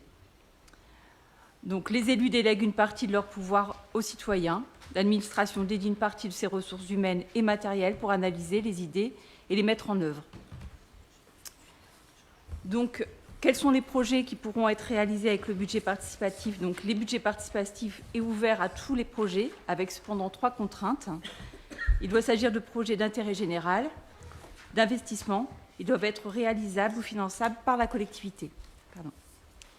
Donc, les enjeux de ce dispositif, un enrichissement de la population citoyenne, de la participation citoyenne, un renforcement du dialogue entre les élus et les citoyens, une amélioration de la qualité de vie des habitants et une démarche qui puisse permettre une meilleure connaissance du fonctionnement de l'action municipale et donc une meilleure appréhension des enjeux et des décisions publiques. Alors, comment on peut le mettre en œuvre? Donc, pour ce faire, un budget doit être alloué au projet afin de faciliter la lisibilité des dispositifs financiers soutenant la participation citoyenne. Il est proposé de regrouper dans une seule procédure l'accompagnement financier et technique de ces projets citoyens, c'est-à-dire de réunir le budget FTU et le budget participatif de la ville. Y a-t-il des questions? Actuellement, la région apporte une aide financière en investissement de 4 600 € à peu près par micro-projet dans le cadre du FTU, le Fonds de travaux urbains, complété éventuellement par un financement de la collectivité territoriale gestionnaire. Donc, quelles sont les évolutions induites par le budget participatif par rapport au dispositif existant? Est-ce que ça va apporter un financement supplémentaire pour les différents projets qui seraient éventuellement présentés? Et puis depuis 2020, est-ce qu'il y a eu d'ailleurs beaucoup de projets dans le cadre du FTU? Justement, depuis 2020, il n'y a pas eu beaucoup de projets portés par les habitants dans le cadre du FTU. Donc là, ça permettrait justement de pouvoir proposer, que les habitants proposent justement des projets dans ce cadre-là. Donc, à savoir que le budget du FTU, c'est à peu près 6 000 € et le budget participatif n'est pas de 6 000 €. Donc, ça permettrait justement d'avoir plus de projets cohérents à l'échelle de la ville, dans les quartiers prioritaires également, et donc de profiter du FTU pleinement.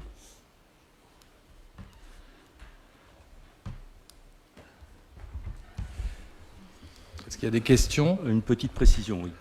Je vois dans la délibération qu'il est noté, et c'est ce qui vient d'être dit, et j'avais interrogé lors d'une commission aussi sur le financement FTU, c'est-à-dire de réunir le budget FTU et le budget participatif de la ville.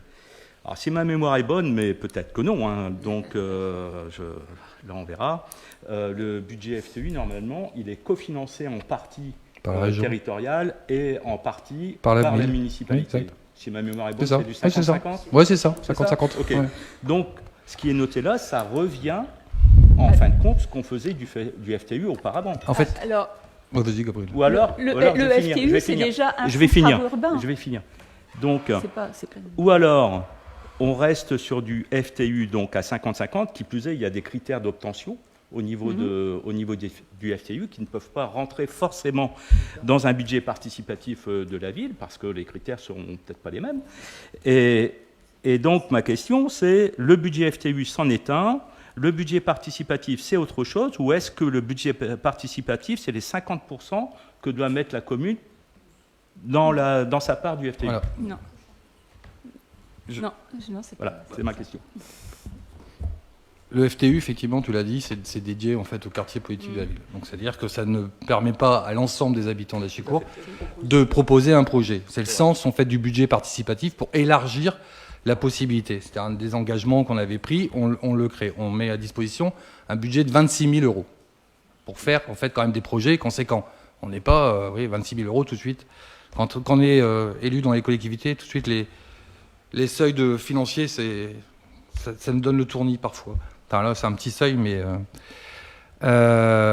si des habitants en quartier politique de la ville s'adressent sur le budget participatif, seront orientés sur le FTU. C'est ça que ça veut dire. C'est-à-dire que forcément, ce fonds FTU perdure. Ouais. Voilà. S'il est alimenté à hauteur aujourd'hui, si les chiffres de Ludovic sont bons, c'est 4006, c'est ça ou 6000, je crois. 4573, apparemment. Voilà. Ils sont insuffisants, on les complétera avec la part du budget participatif. Ça donne plus de souplesse et plus de possibilités à un projet. C'est-à-dire qu'on ne supprime pas le budget participatif, ne supprime pas le FTU. Il va venir. Non, c'est pas ce que je voilà, disais. il vient en soutien. Je suis bien d'accord. Ouais, il vient en soutien. Voilà, moi je suis bien d'accord. Alors, tout à fait d'accord pour dire que sur les quartiers hors prioritaires, effectivement, financer quelque chose, que ce soit même avec le PIC ou FTU, c'était pas possible. Donc là, ça donne une possibilité d'avoir des projets pour les habitants et de les financer. Ok. Si on rentre sur le quartier prioritaire, qu'il y a une volonté de projet et qui rentre dans le cadre FTU, attention, donc là, ce projet sera généralement financé en partie 50% par l'aide territoriale et tout ça, et à 50% par la municipalité. OK je vais dire, s'il y a un projet de 2000 balles, il y a 1000 balles qui sera financé par la municipalité, il y a 1000 balles qui sera financé par... Donc là, si c'est un projet de 8000 euros qui ne rentre pas sur la totalité mais que ce projet peut être bien, donc il y a 4500 euros, enfin ce que tu disais, financés par la territorialité et 4500 euros financés également par la municipalité. On est d'accord. Et si ce n'était pas assez, ça permettrait d'augmenter avec le budget de 26 000 euros qui est, d'après ce qui est dit, c'est pas ça ? Que ça soit mené par les citoyens qui veulent s'intégrer au budget participatif. On ne peut pas prendre... voilà. Et j'ai une correction à faire. Le FTU, c'est déjà un fonds alloué par la région. Ouais. Donc, ce n'est pas la moitié ville, c'est le projet qui est moitié ville, moitié FTU. Mais le FTU, c'est déjà une subvention par elle-même. Tout à fait, c'est une subvention régionale complétée. Mais ce n'est pas la subvention qui est à moitié-moitié. Si ce n'est pas complété par la municipalité, vous ne pouvez pas avoir la subvention régionale. Oui, c'est les deux, en fait. Sinon c'est un peu pareil pour le PIC, c'était 75-25 si ma mémoire est bonne, donc voilà.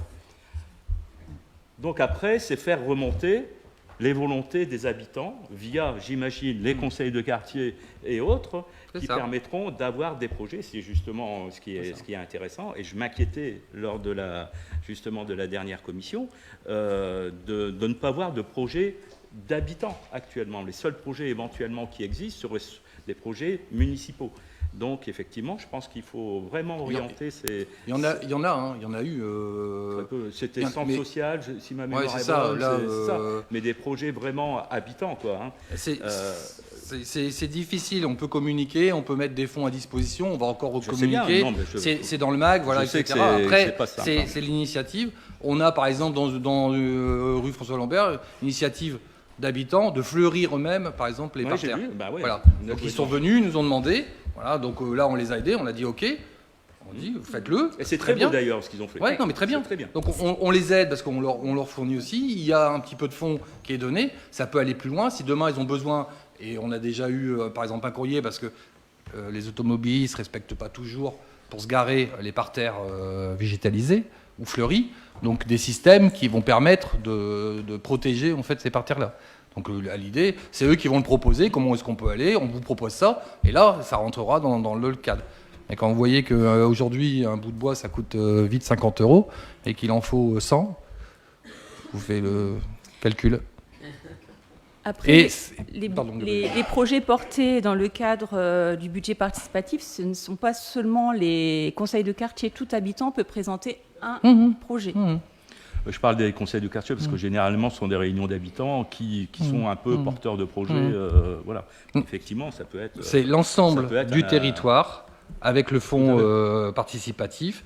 Si c'est en périmètre politique de la ville, priorité à l'utilisation du FTU avec un soutien s'il y avait besoin en fait d'un cofinancement. Voilà.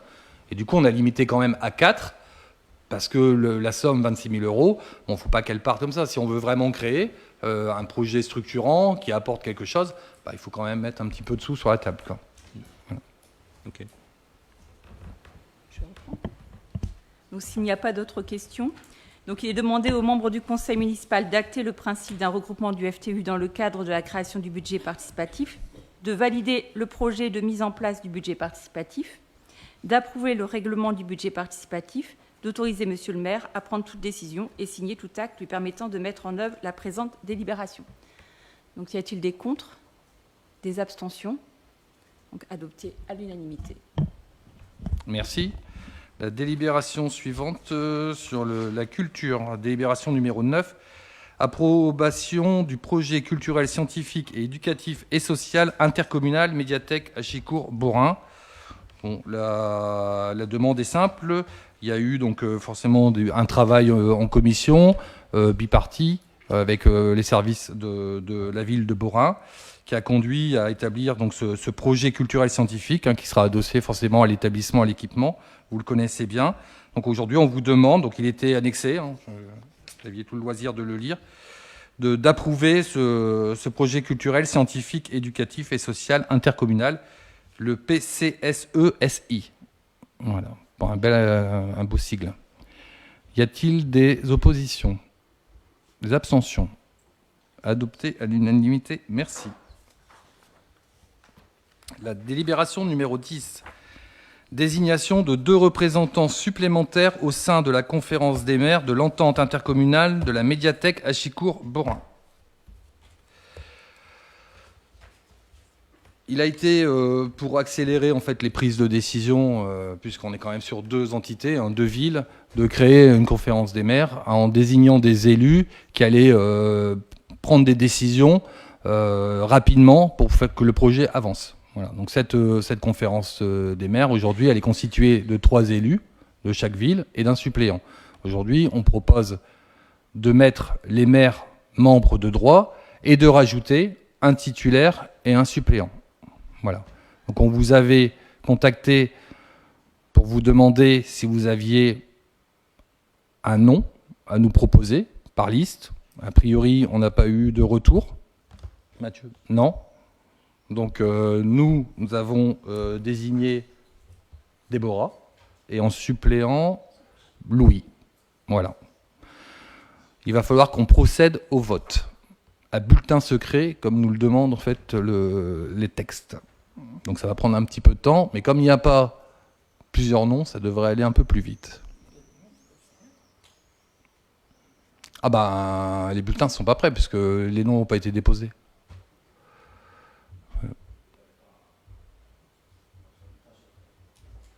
Donc en assesseur, donc ça sera Louis et Jean-Louis, mais pas là. Si, il est là, tu as changé de place, Jean-Louis.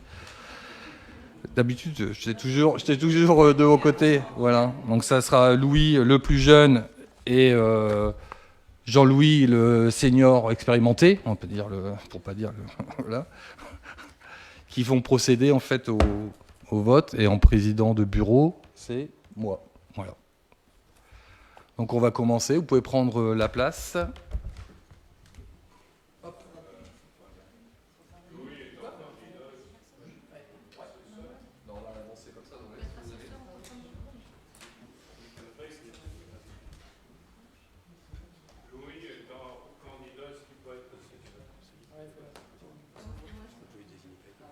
Oui, ceci dit, je peux. Ouais. Je vais déléguer ma présidence de ce bureau de vote à Gabriel. Voilà.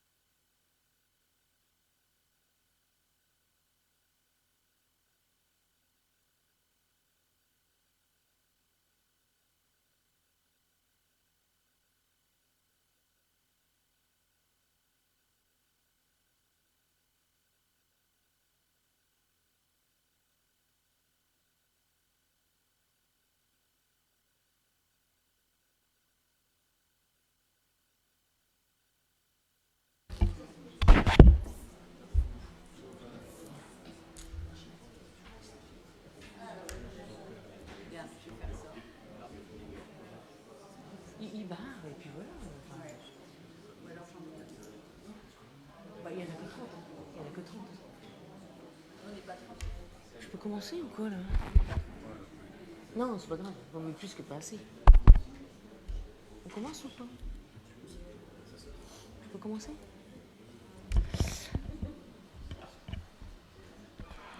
Patrick Lemaire.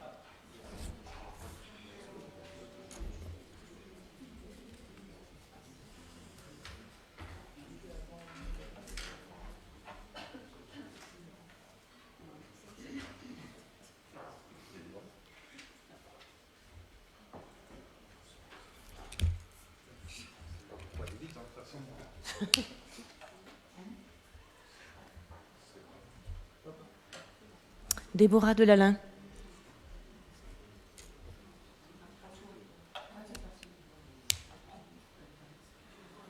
Donc pour toi et pour Sylviane Delpos, hein, puisque tu as sa procuration. Sylviane tout de suite. Non, non, toi d'abord.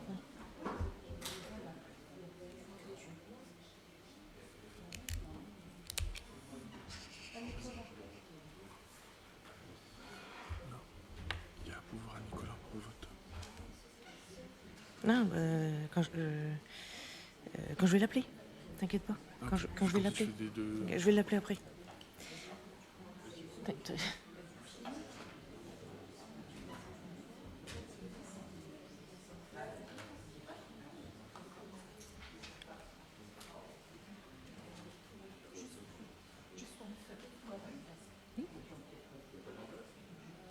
Non. Non. Vous barrez? Vous barrez? Pas de blanc. Je pas mis de blanc. Je pas mis de blanc.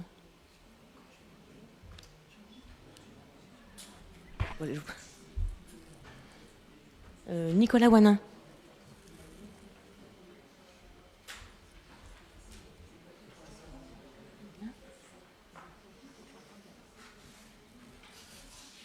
Pour toi d'abord et pour Jean-Paul après.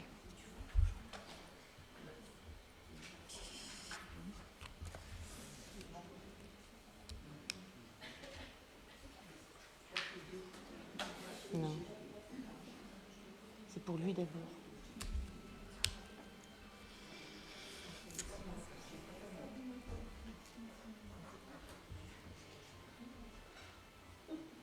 Bernadette avait.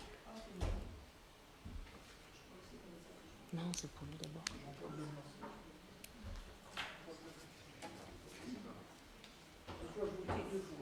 Pour vous et pour Aurélien. Ouais.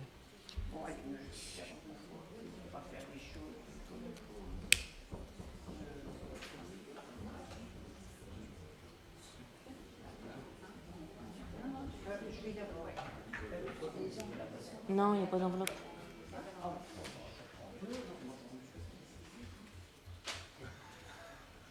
Elles sont réquisitionnées pour les élections.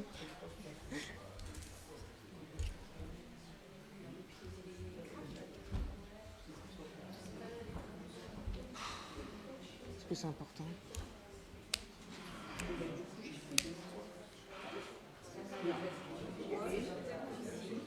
Bernard Cazé.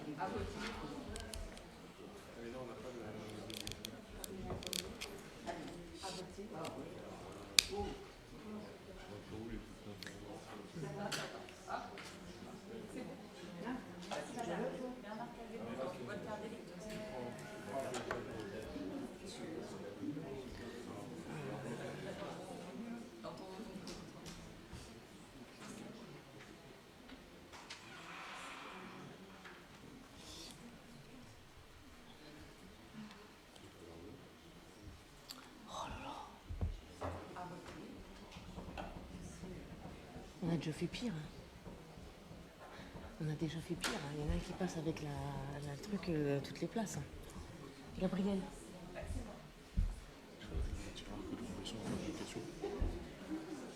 Mais non, moi je demandais.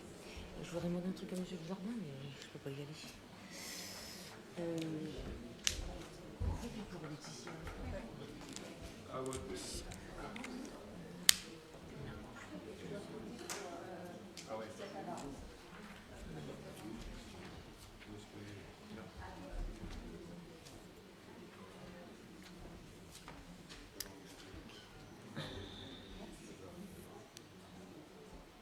Jean-Louis 4 livres.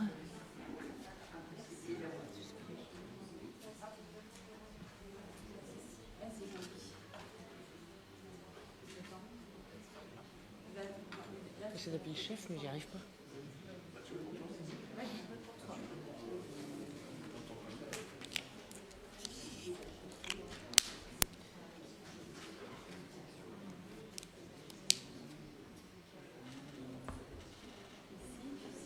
Stéphanie Gravelaine.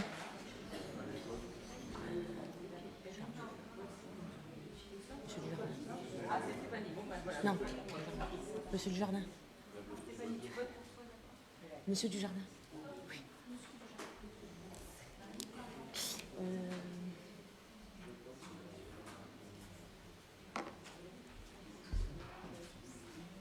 Pour toi et pour Philippe Desplanques. Hein. Parce que l'édition qui me demande des blancs. Est-ce qu'il faut que je t'as pas signé, t'as pas signé. Je prends des pages blanches comme ça. Ouais. Et Amélie va changer. Si, elle découpe en deux dans le sens de la... Oui, ça va aller.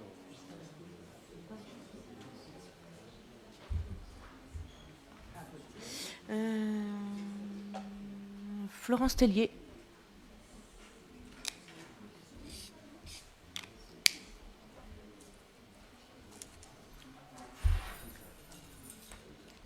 Enfin, je sais pas, j'ai pas...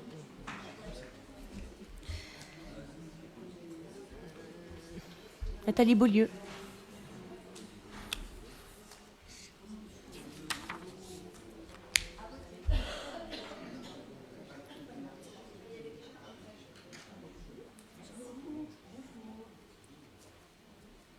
On va mettre des blancs. On va en mettre. Moi j'ai demandé, mais bon. Moi je discute pas les... Ouais. Ouais. Ouais.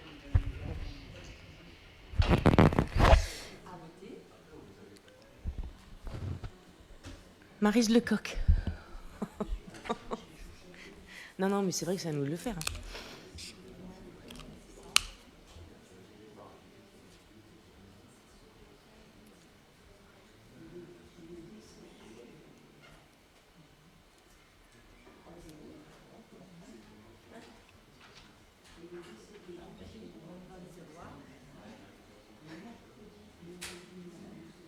Germain est parti faire des blancs.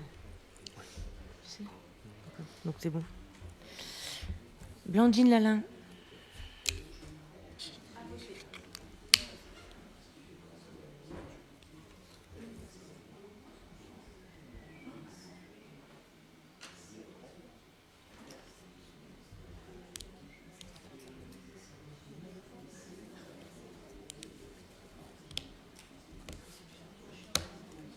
Il arrive.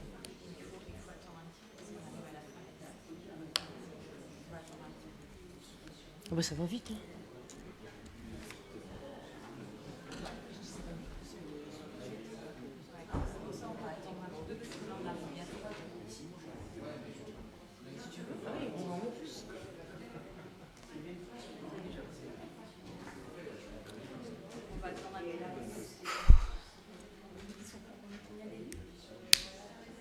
En tout? Tout compris, 29.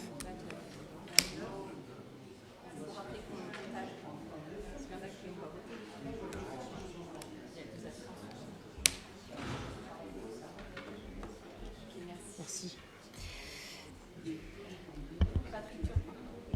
Patrick Turpin.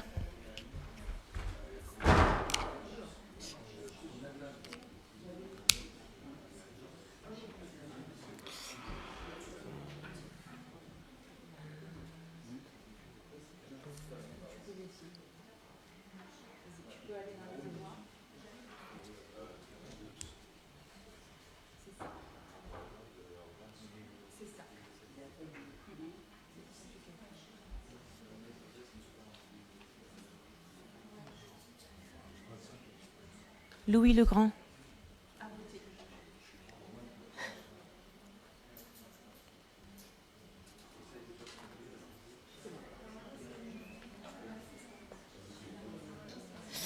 Il y a trois absents sans absence.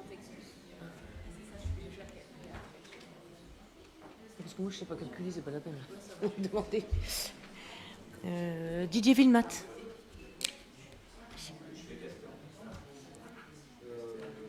Oui.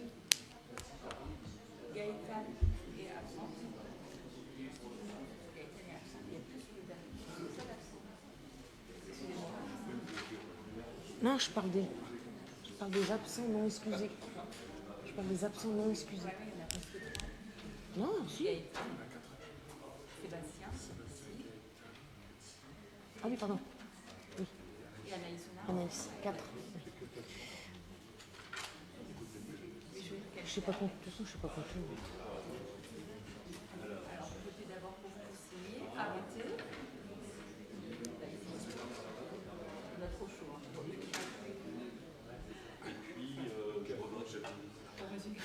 Marie-Paul Mariani. Parfait, merci.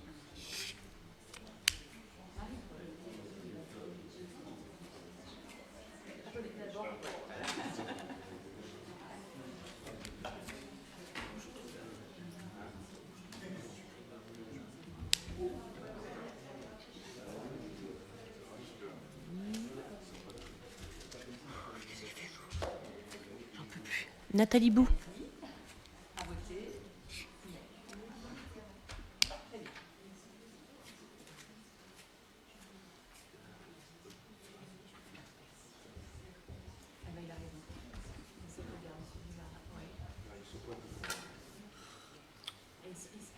Il faut les couper en deux. Ah non. Ludovic Legrand.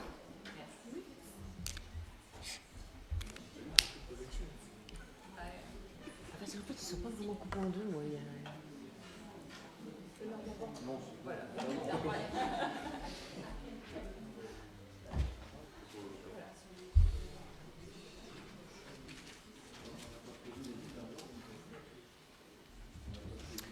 Claude Catelin.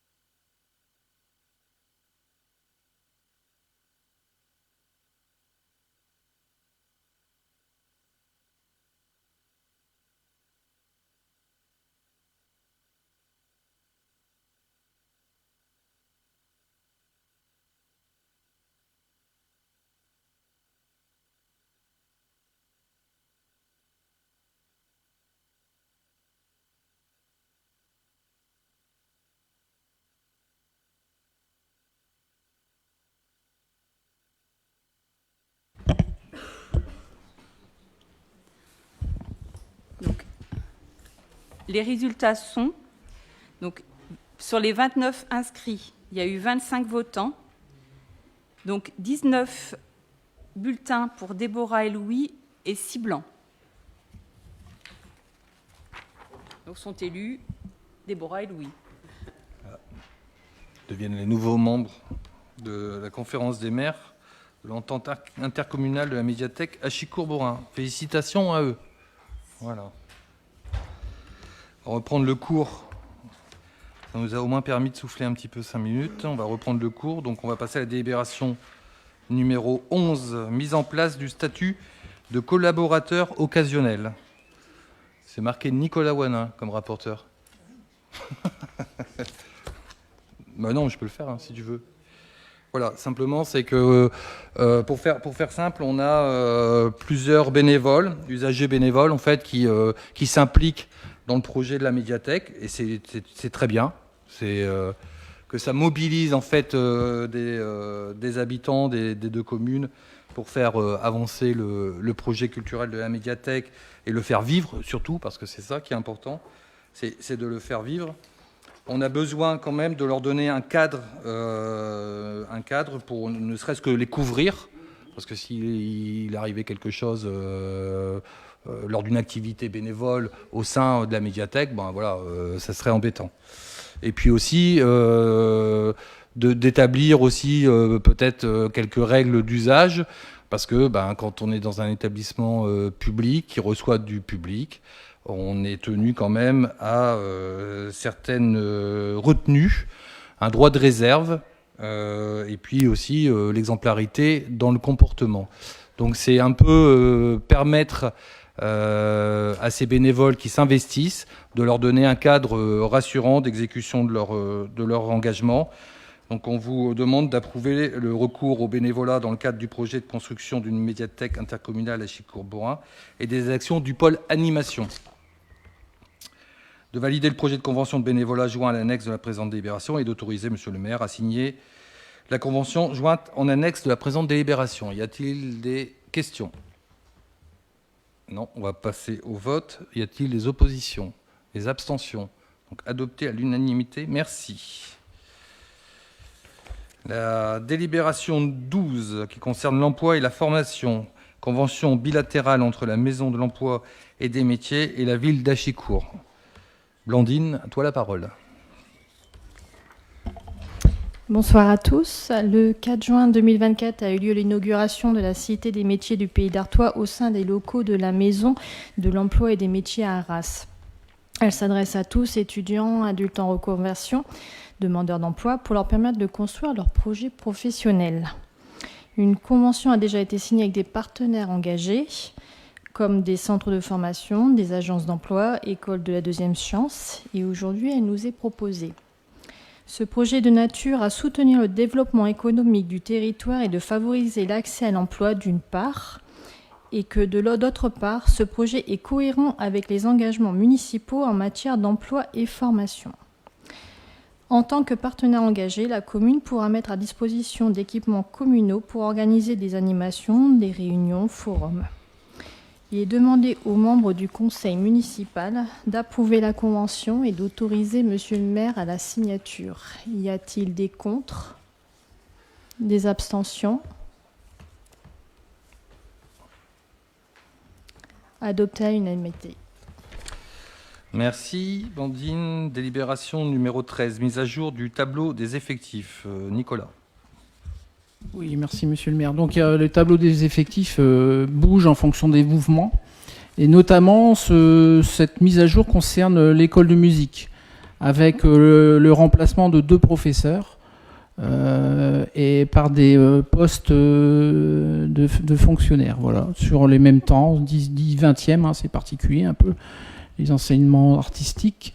Donc voilà, c'est pour indiquer qu'il y a la suppression d'un poste d'enseignement principal première classe et donc et de la création de 2 postes d'enseignement artistique et un autre principal de seconde classe.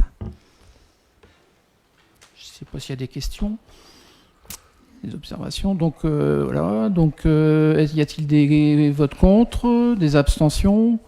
Merci. Adopté à l'unanimité.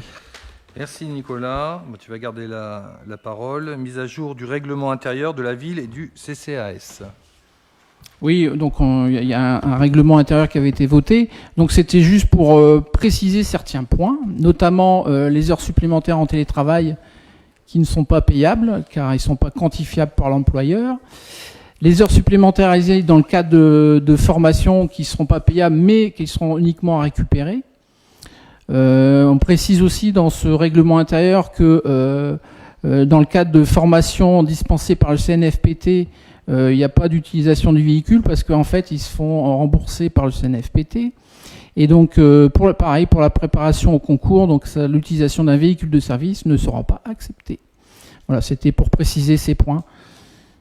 Je ne sais pas s'il y a des questions, des observations. Donc, on passe au vote. Y a-t-il des votes contre? Des abstentions? Merci. Adopté à l'unanimité. Merci Nicolas. Délibération qui concerne le domaine du sport et de la jeunesse. Délibération numéro 15. Subvention exceptionnelle à l'Athletic Club Achicourt et à l'AMS Handball. Oui, donc on avait voté donc avec le budget primitif un ensemble déjà de subventions. Donc à ce moment-là, Monsieur le maire avait expliqué que dans le cadre de projets exceptionnels, donc il y avait une partie qui restait, mais il fallait donc que dans ces événements qui étaient organisés par nos associations, à l'appui bien sûr d'un plan de financement, donc les subventions allaient être rediscutées. Et donc on est dans ce cadre-là avec l'ACA qui va nous faire un trail du moulin en novembre. Donc un trail de... Je ne sais pas si Marie-Paul avait en parlé. D'accord, ouais. Donc voilà. Nocturne, ce qu'on n'a pas encore vécu dans notre commune, en partant du moulin, c'est la particularité et la demande de Monsieur le maire. C'est bien le samedi 23 2024, parce que sur la délib, il est marqué 2023, je vais préciser, il y a une petite coquille sur la délib. Et puis voilà, athlétique, c'est IC simplement, voilà, des petites coquilles, c'est pas QUE, c'est IC simplement, si on peut modifier ça. Quant à cette bonne nouvelle, merci à vous, Monsieur le maire, d'avoir accepté cette aide. Merci surtout au club de proposer cette activité qui forcément, 2 courses, ils attendent quand même pour chaque course environ 250 participants, d'après ce qu'ils m'ont expliqué. Donc un trail nocturne, donc effectivement c'est une première. Et puis une randonnée derrière aussi, il y a une marche. Donc ça va partir du moulin, parce qu'effectivement le trail nocturne du moulin, bon c'était bien que le moulin figure quand même en bonne position. Et puis il y a aussi une petite course pour les très jeunes sur 100 mètres, donc vraiment plusieurs offres sportives. Et je pense que c'est pour ça qu'on soutient, parce que c'est bien construit. Le projet de financement est clair, il y a des sponsors, et il y a, je pense, un événement qui va rentrer dans le calendrier annuel en fait d'Achicourt. Voilà. Quand on le souhaite. Voilà, on fait tout pour que ça le soit. Voilà. Et donc la deuxième subvention, c'est pour le club de AMS Handball, qui a sollicité une subvention de 500 € pour participer au déplacement de l'équipe U11 au tournoi organisé à Cancale. Petite information, donc il n'y a personne qui est président de ces associations dans la salle. Donc c'est bon. Parce que normalement, si quelqu'un...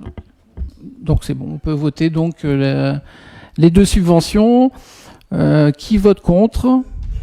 Qui s'abstient? Merci, adopté à l'unanimité.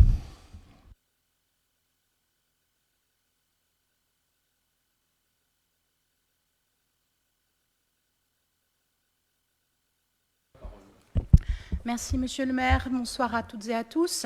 Je vais commencer par vous parler de l'ANASEJ, qui est l'association nationale des conseils d'enfants et de jeunes, dont le but est d'aider les collectivités à appréhender la participation des plus jeunes. Voilà. Donc moi-même, j'ai eu l'occasion de les rencontrer lors des dernières de leur dernière réunion qui avait lieu à Arras en fin d'année 2023. Et donc là, l'objectif, c'est donc dans un premier temps d'adhérer à la NACEJ, ce qui nous procure en fait tout un accompagnement sur cette finesse qu'ils ont de faire participer les plus jeunes, dès le plus jeune âge, et d'emmener tout le monde dans cette participation. Dans un deuxième temps, c'est de faire participer nos jeunes du Conseil municipal de jeunes au prochain congrès de la NACEJ qui aura lieu à Saint-Brieuc. À cette occasion, il est proposé de s'associer avec la ville d'Arras, histoire de mutualiser nos moyens et donc de permettre à 4 jeunes du CMJ de partir à Saint-Brieuc, accompagnés de 2 accompagnants. Voilà. Donc, est-ce que vous avez des questions ? Non, je vous propose donc de passer au vote et donc d'autoriser la signature de d'adhérer à la NACEJ et d'autoriser son renouvellement au cours des années et de valider le principe de participation au prochain congrès. Qui vote contre ? Qui s'abstient ? Je vous remercie pour l'ensemble des jeunes. C'est adopté à l'unanimité.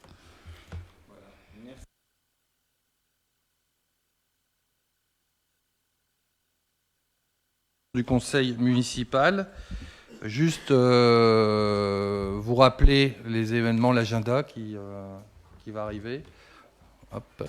Donc vous avez le temps fort, un des 4 temps forts, c'est la fête nationale, le dimanche 14 juillet, qui aura lieu à l'espace Canfin, avec des jeux interquartiers qui fonctionnent très bien, des spectacles et d'animation également qui attirent du monde, et une première, un feu de joie à l'initiative des conseils de quartier, qui organise un feu de joie et accompagné de musique, je crois, folk. Donc ça devrait être un moment très agréable aussi, ce temps fort qu'est ce feu de joie. Vous avez également la tournée des transats. Bon voilà, hein, vous connaissez le principe, je ne reviens pas dessus. Vous avez les dates. Forcément, si c'est une activité extérieure, hein, si le temps se gâtait, ça serait une activité pas annulée, mais effectuée à l'intérieur.